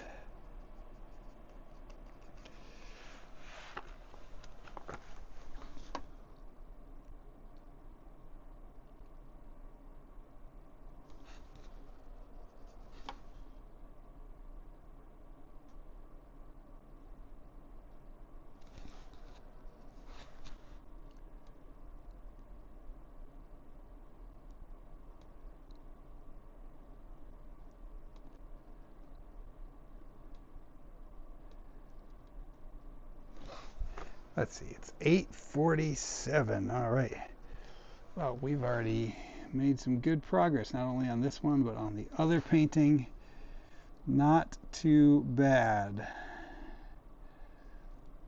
We are getting to a point real quickly on this painting where the whole thing is just wet with paint. So,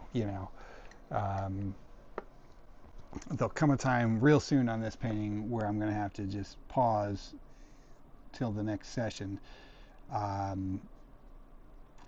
Otherwise, I run the risk of just muddying up the piece with too much paint.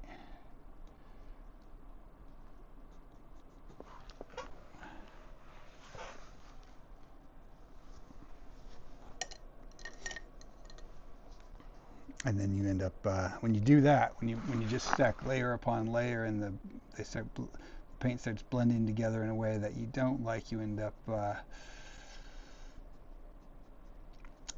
covering up good work and having to fix it all later on anyway, which I just did with those teeth. I just messed those up. Those are going to have to be fixed. That's all right.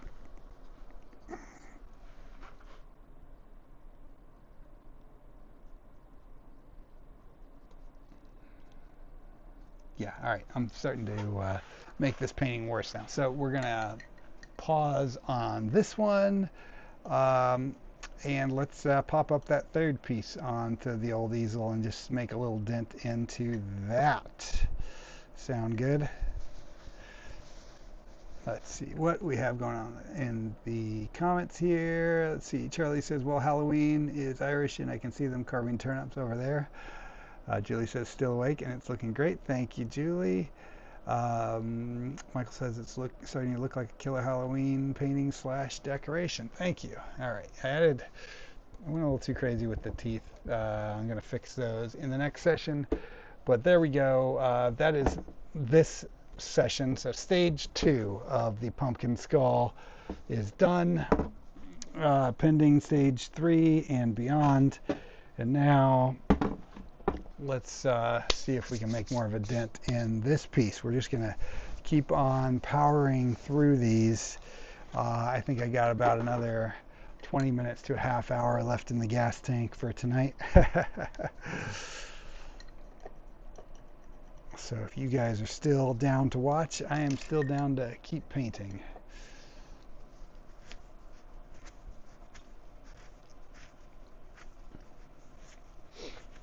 So right now, this one, so this is the one from the last art autopsy, or 2 art autopsies ago. Last one? I can't remember. Yeah, 2 art autopsies ago that I started. I just did the black and white underpainting. This was just another random doodling from the top of my head without really any idea where it was going to go until I made the brush strokes. I didn't know what it was going to become. It still is very early stages, so there's going to be more happening with it, but first what I want to do is kind of introduce more color into the black and white portion here, kind of define these shapes, or this, whatever the hell is happening here, define this a little better, and then let that dry. And then while that's drying, I'm going to think about what else I can layer on top in the foreground and what else I can throw in the background that's going to really change the course of this painting and make it something special, which it is not yet. But I have faith that this painting will turn into something cool in the long run. So I gotta switch palettes again and squeeze out more paint.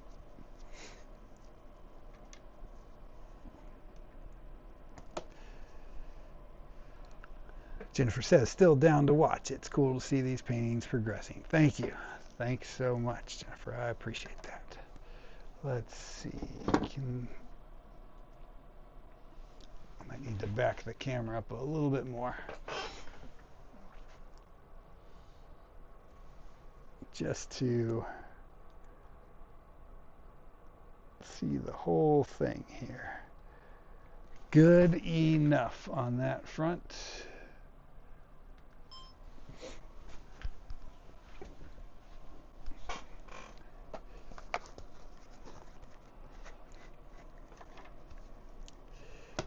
And on the palette for this one, again, I've kept the colors pretty minimal thus far, and I'm not going to get crazy with the colors just yet because it's still early stages on this.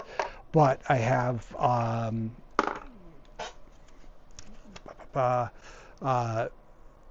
transparent oxide red, cobalt blue, alizarin crimson, and this is a, I forget what color green, this is a viridian hue. No, I'm sorry, this is oxide of chromium. And then of course with the old titanium white on the palette as well, so that I can lighten up some of those colors. So I'm just squeezing out those same colors back on here so we can get going. And ideally, my goal is before we wrap tonight, I'd like to get the rest of this black and white stuff covered and just get it in a spot where it's ready to think about the next stage of the painting during the next session. As a reminder, this painting started in this direction. When I first started drawing it, it was oriented this way. Then I flipped it, drew a little bit this way. Then I flipped it again a little bit that way, and flipped it again a little bit that way. And because of the schizophrenic nature of this painting, I can't yet tell you how it's going to display in the end. I don't know what side will be up, what side will be down. In fact, I'm kind of leaning towards not even deciding, but maybe when I frame this piece up eventually, and we'll see, don't hold me to this because, you know, I might change my mind.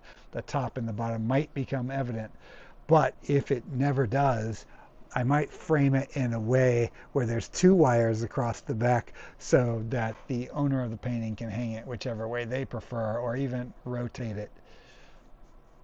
Actually, wouldn't it be fun to build a mechanical device into the frame that just rotates it so it constantly shifts direction? That might be fun. Although then you'd have to keep the painting plugged in all the time, which might, the gimmick might wear thin on that. I like the idea of it, but yeah, maybe the gimmick would wear thin. What do you guys think? Do you like the idea of a constantly rotating painting, or would you find that annoying? Picture the painting hanging in your house.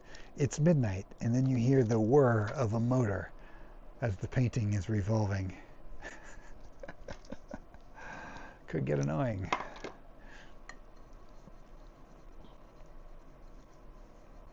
The one thing that I've done so far with this, and I might change it, but at least thus far, is every time I rotate it, the pieces that are oriented in the way I'm rotating it have their own light direction, right? So the light's always coming from the upper left, and then when I rotate it this way, it's still coming, I'm sorry, the upper right, it's still coming from the upper right, which is no longer consistent with here. So it really, rather than making a consistent light source across the whole thing, I deliberately did it that way, and it remains to be seen whether or not that was a smart move or a dumb move. We will find out together. Part of the joy of painting, especially when you get into doing abstract, surreal stuff like I do, is just making those decisions, or playing with the light and the shadow in a way that is not necessarily true to reality, but that makes it unique. Sometimes it's a good call, sometimes it's a bad call, but you can always keep painting until you don't hate it, right?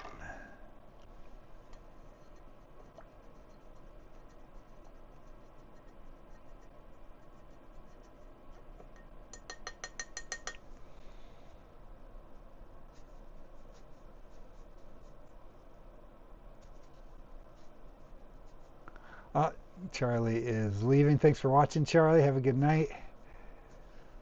Let's see. Julie says the character in the upper right is scary. This one or the upper right when it's facing the other way? Probably that one, maybe. He's scarier than the skull. Michael says, I would love to still stay awake and keep watching, but my eyes are about to fall like rocks. Oh, thanks for watching anyway, Michael. Have a good night. Appreciate you watching. Jennifer says, I like the idea of the painting randomly changing so you never know which way it might be when you walk into the room. Sarah says, I don't have the space for a painting that can't decide which way is up. Mine are usually displayed fairly close together on the wall. Fair point indeed. Yeah, that would be, you would have to allocate like a big round area of the wall for an auto-rotating painting. So maybe it's best just to give the option for the owner of the painting to rotate it at their leisure. Yeah, rather than having to keep a giant circle available for a self-motivated spinning painting. Fun to think about, though,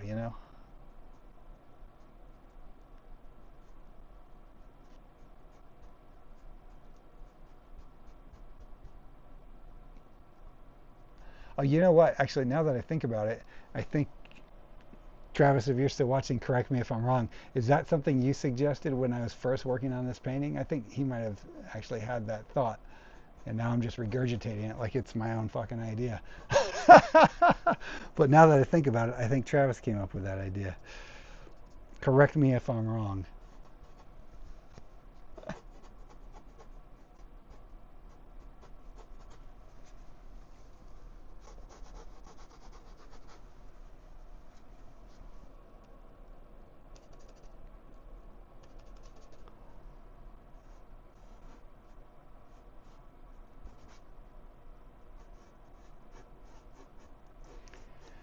I think because right now, I mean, it's interesting, right? In that, like, there's a lot of crazy stuff going on. It's pretty flat right now, right? Because it's not, it doesn't have a ton of contrast. That's going to come as the painting progresses. So it's mildly interesting.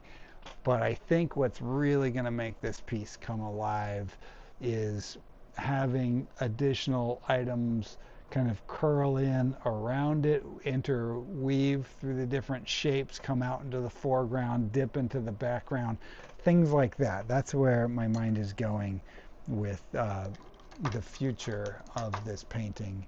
Um, but we'll see, early stages, early stages.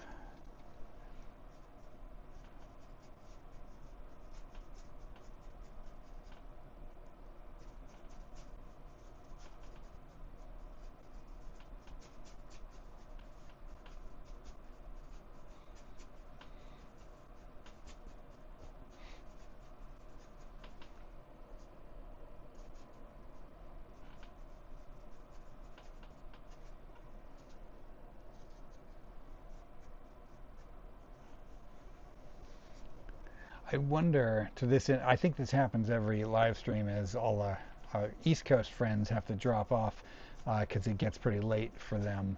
Um, I wonder if it's something to think about whether or not I should just start it earlier, then we can end earlier. But then I wonder if we start it earlier, maybe some of our West Coast viewers won't be able to catch the beginning because they'll still be at work.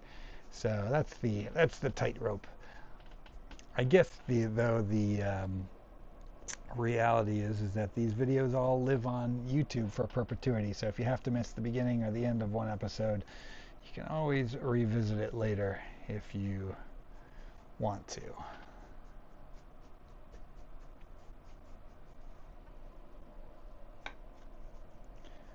And I am generally up later, so a later start time usually works better for me. Although after this video I am gonna crash out pretty early tonight. I've got a 5:30 a.m. call time on a movie set on Saturday, so I have to, which means I have to leave my house at 4:30, which means I have to wake up at 3:30, so I need to flip-flop my sleeping schedule in a hurry. Well, that's all right. I only have to be on set one day, so could be worse.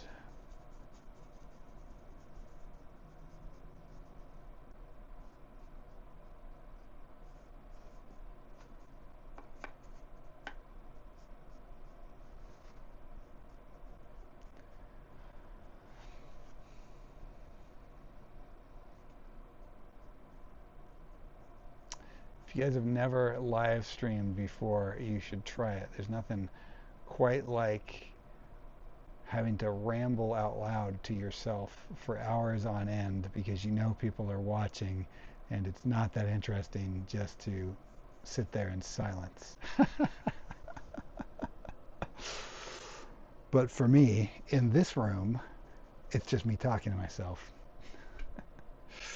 until you find folk interject in the chat, and then I get to have some interaction with you. So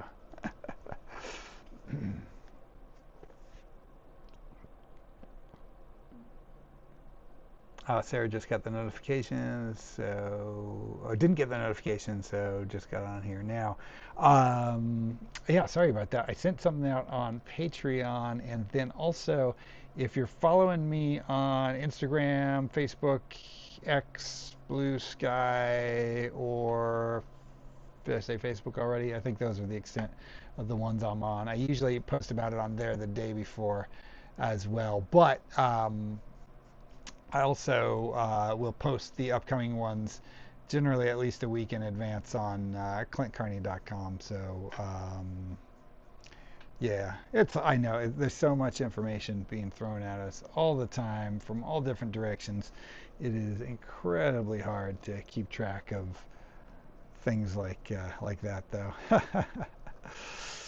Easy enough to miss them. but I'm glad that you're able to join us now.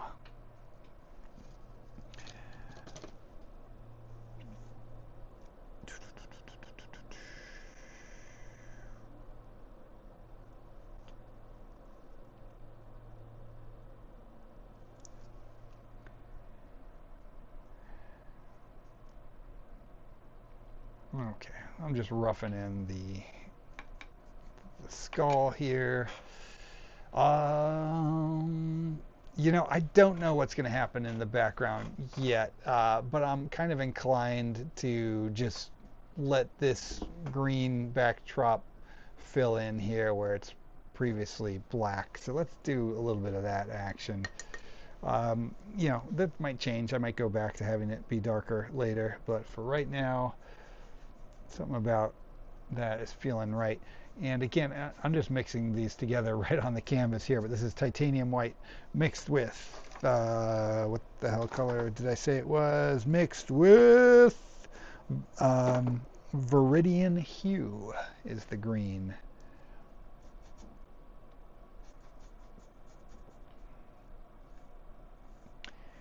And the one thing I really like about this green is just how well it complements the transparent oxide red, and just pops real nice next to that. So just being a complementary color to that just forces the main color of our blob of characters here out even further into the foreground.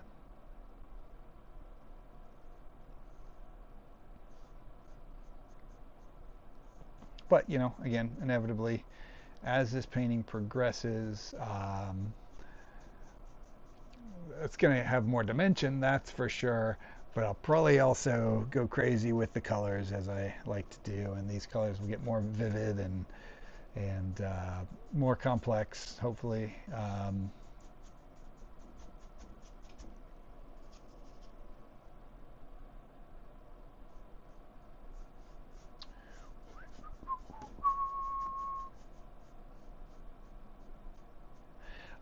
Just crossed a YouTube milestone last week, I think. We're up to 27,000 subscribers now, which is, quite frankly, quite insane. Most of those subscribers just watch the shorts on the channel. I think that's just the way of things nowadays. I get a ton of subscribers from my YouTube short content. Not as many people watching the long form stuff, but hey, a subscriber is a subscriber, and I will take it, and I certainly appreciate anyone and everyone who watches. But mostly, I appreciate you guys that hang in here for my live streams, because I know that's a commitment. That's a time commitment there.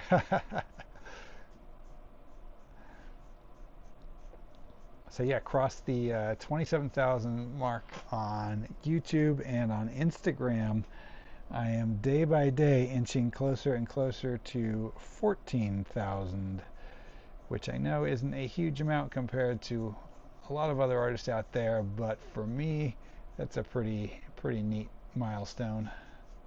I'm very, very happy that there's that many people out there that enjoy the weird stuff that I create. Very grateful to have any kind of an audience.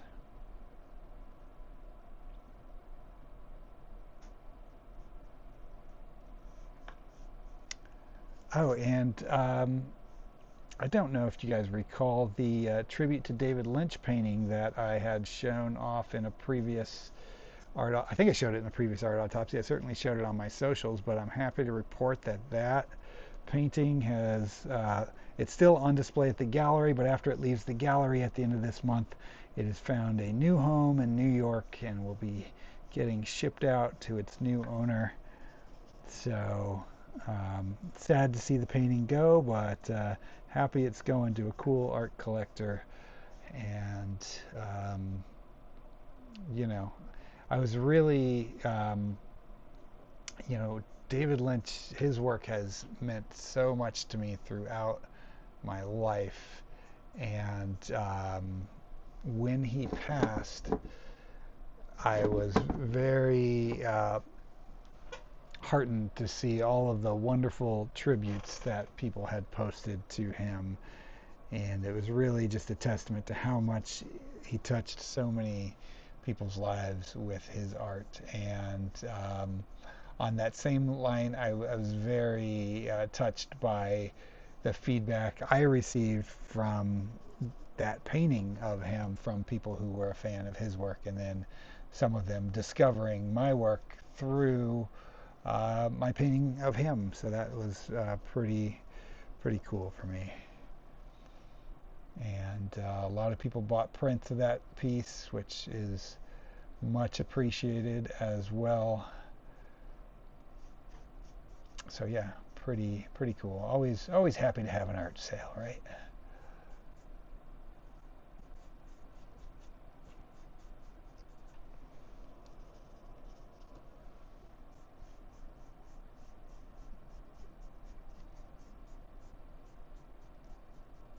Oh, and to circle back, speaking of art showing at places and stuff, the squirrel painting that I mentioned earlier that is at Descanso Gardens, that is going to be hanging at the gallery. It's at the Sturt Haga Gallery located in Descanso Gardens. That's in La Cañada, Flint Ridge.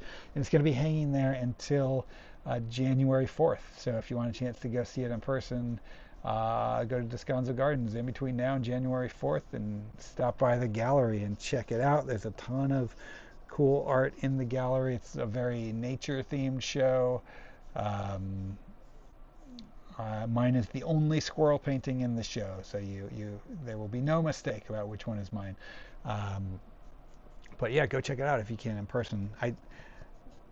You can never premeditate a sale. It's always hard to say, but what is or isn't going to sell. But I'll tell you, I will be very surprised if that painting doesn't sell, because that has been getting a ton of love. And people have been buying up the prints of it. So, I won't be hurt if the painting comes back to live with me, because I do love the painting. But I have a feeling by the time it finishes its run at Descanso Gardens, it's going to be going home with someone else. We'll see. Has not been claimed yet, though. So lots of interest, but no one's actually pulled the trigger on the sale. So if you're on the fence about buying the painting, act now.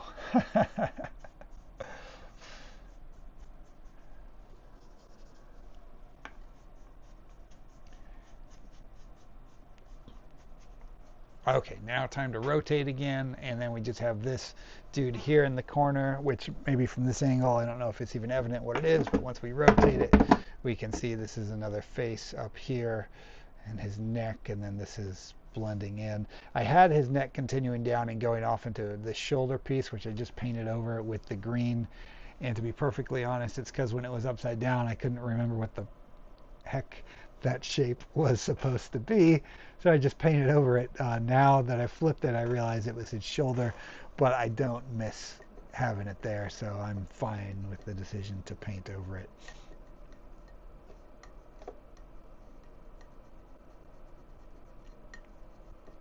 Oh, my dad is signing off now. Thanks for watching. Love you.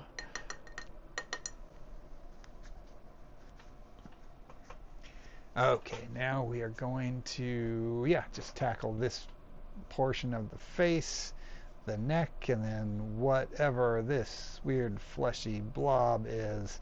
Let's do the fleshy blob part first, because who doesn't like the phrase fleshy blob? Oh, Julie watched the Krampus video and enjoyed it. Thanks, Julie. That was a fun one to make. I think I was talking about it in the last stream, how I released that video like the week before Christmas, or pretty close to Christmas, so I think I missed out on anybody searching for Christmas crafts, animatronic crafts last year when it came out. And I'm hopeful that people find it this year, because I really liked the project of the animatronic Krampus, and I thought I did a good job on the video. You know, I don't feel that way about all of my videos, but that one I thought was a good tutorial. Um, but no one watched it, so thank you for watching it. I mean, not no one watched it. It's funny, man. Social media, I think, has our brains warped so much in terms of what is good engagement and what is not. The reality of it is, well over 1,000 people watched that video, and I should be head over heels that 1,000 people gave a crap about a video I made about building an animatronic Krampus. Come on, let's be honest. That's probably more views than it should have, right? But YouTube and Facebook and, you know, the social media sphere in general just have us trained that you know, if something doesn't get multiples of thousands of views or whatever, that it's not a successful video. But the reality of it is, even when I do a video and it gets 100 views, um, ultimately I'm just grateful that even 100 people watch something. So when one really takes off and gets a ton of views, it's a bonus. But it's like, you know, all you can do when making these kind of videos, you know, the tutorial videos and stuff that I do from time to time, is just do your best and hope that the right audience finds it. But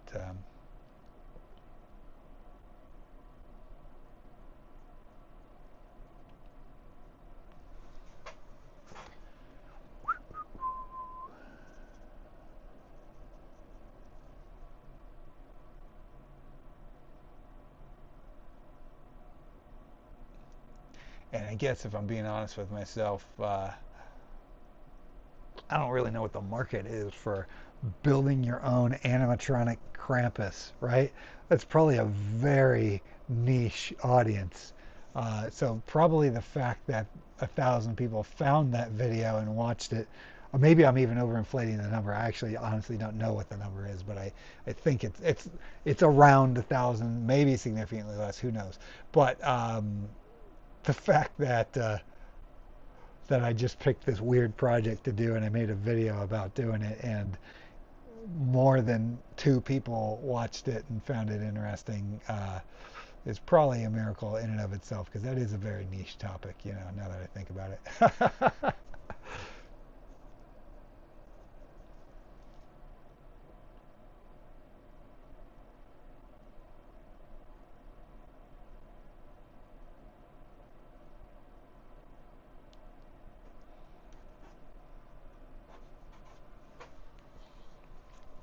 Okay, getting things done on this painting.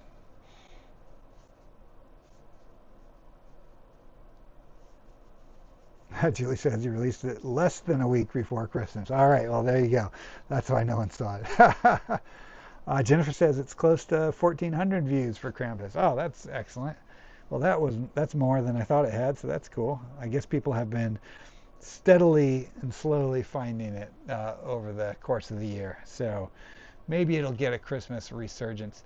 Although, and I talked about this in another more recent video that I did on YouTube, where I talk about that the viral success of that clown short I did on other platforms, but not on YouTube. And I think that same thing I talk about in that video relates to the Krampus one. Ultimately, it's horror-related content, and I think horror-related content is harder for YouTube to serve advertising to. Like, a lot of advertisers don't want to show their ads on horror-related content or something like that. Maybe, I don't know. I mean, I'm just theorizing here. So that could also be hurting it in the long run. But, I mean, pretty much all I do is horror-related content, so I guess I'm screwed.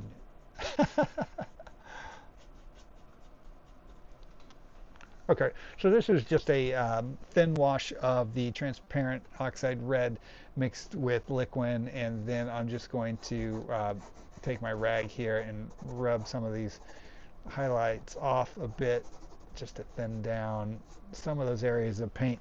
and then I'm going to just take thin amount of titanium white and blend it right in with that in selected highlight areas.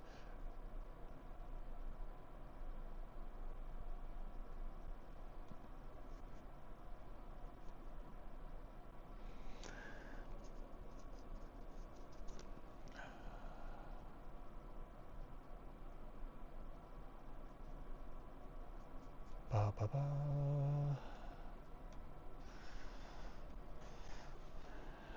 This face by itself up here is, I don't know how to put it other than it's just like a standard generic face, right? There's not much of interest happening on it yet. So I have a feeling, just due to that, something terrible is going to befall this fellow over the course of the painting as it continues to shape up, because right now he's just the least interesting part of the painting to me, so I have to really think about how to ruin his day.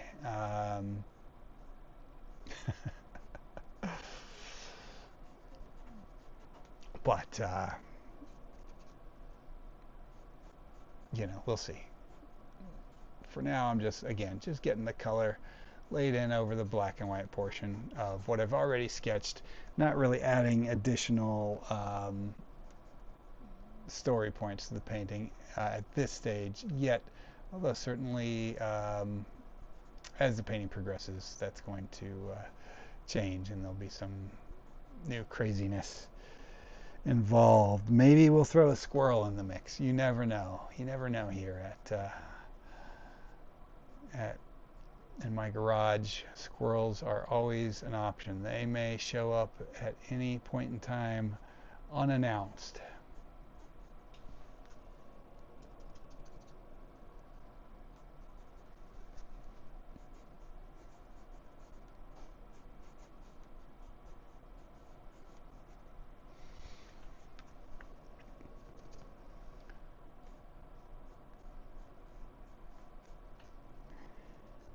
So you guys have heard me talk squirrels before, obviously, if you're a longtime watcher.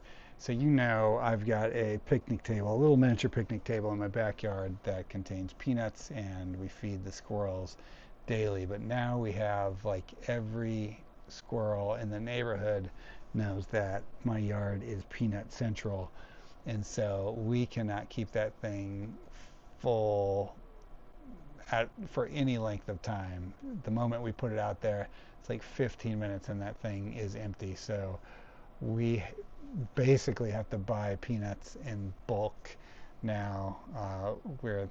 And other nuts too. We if you're gonna feed squirrels, or you got to get the uncooked, unsalted. You want to make sure they're getting natural, healthy stuff. But those squirrels. They've got quite the appetite.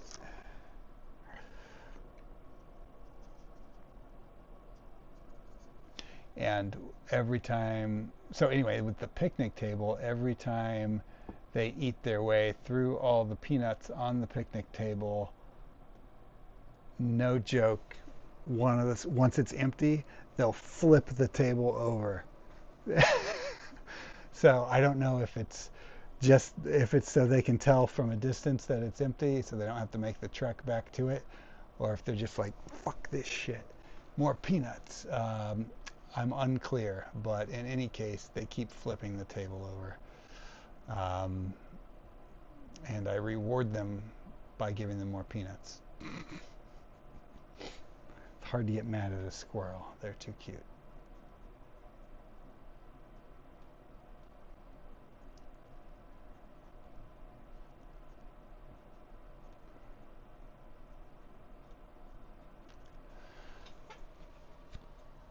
Okay. Yeah, man. I'm gonna call it on this one, I think. Let's flip it back around. Okay. Yeah. Pretty saturated. Whole canvas is wet with paint. Well, except for the stuff that I did a couple days ago. Anyway, that's yeah, that's what we got for right now. I'm gonna let it dry a few days and then revisit it and work some more on it. Hopefully get it done beforehand. Let's just once again take a look at all the stuff that we accomplished today. So this painting so far, right? Then we got the color done on this piece, or the first part of the color, and then we got the detailing done on this piece, which may or may not be done. I might work some on it, or I might just say, you know what, enough is enough. It's done. We'll see. But anyway, I really appreciate you guys tuning in and watching, and don't forget to email me photos of whatever you created during the live stream so I can show them off on the next live stream, which will be 2 weeks from today. Whatever that works out to. Is it November 20th possibly? I don't know, math is hard, but I will post it on clintcarney.com, and I'll post it on my socials and everything. So thank you guys so much. You guys rock. I really appreciate you guys sticking with me. Have a great night, and I will talk to you all very soon.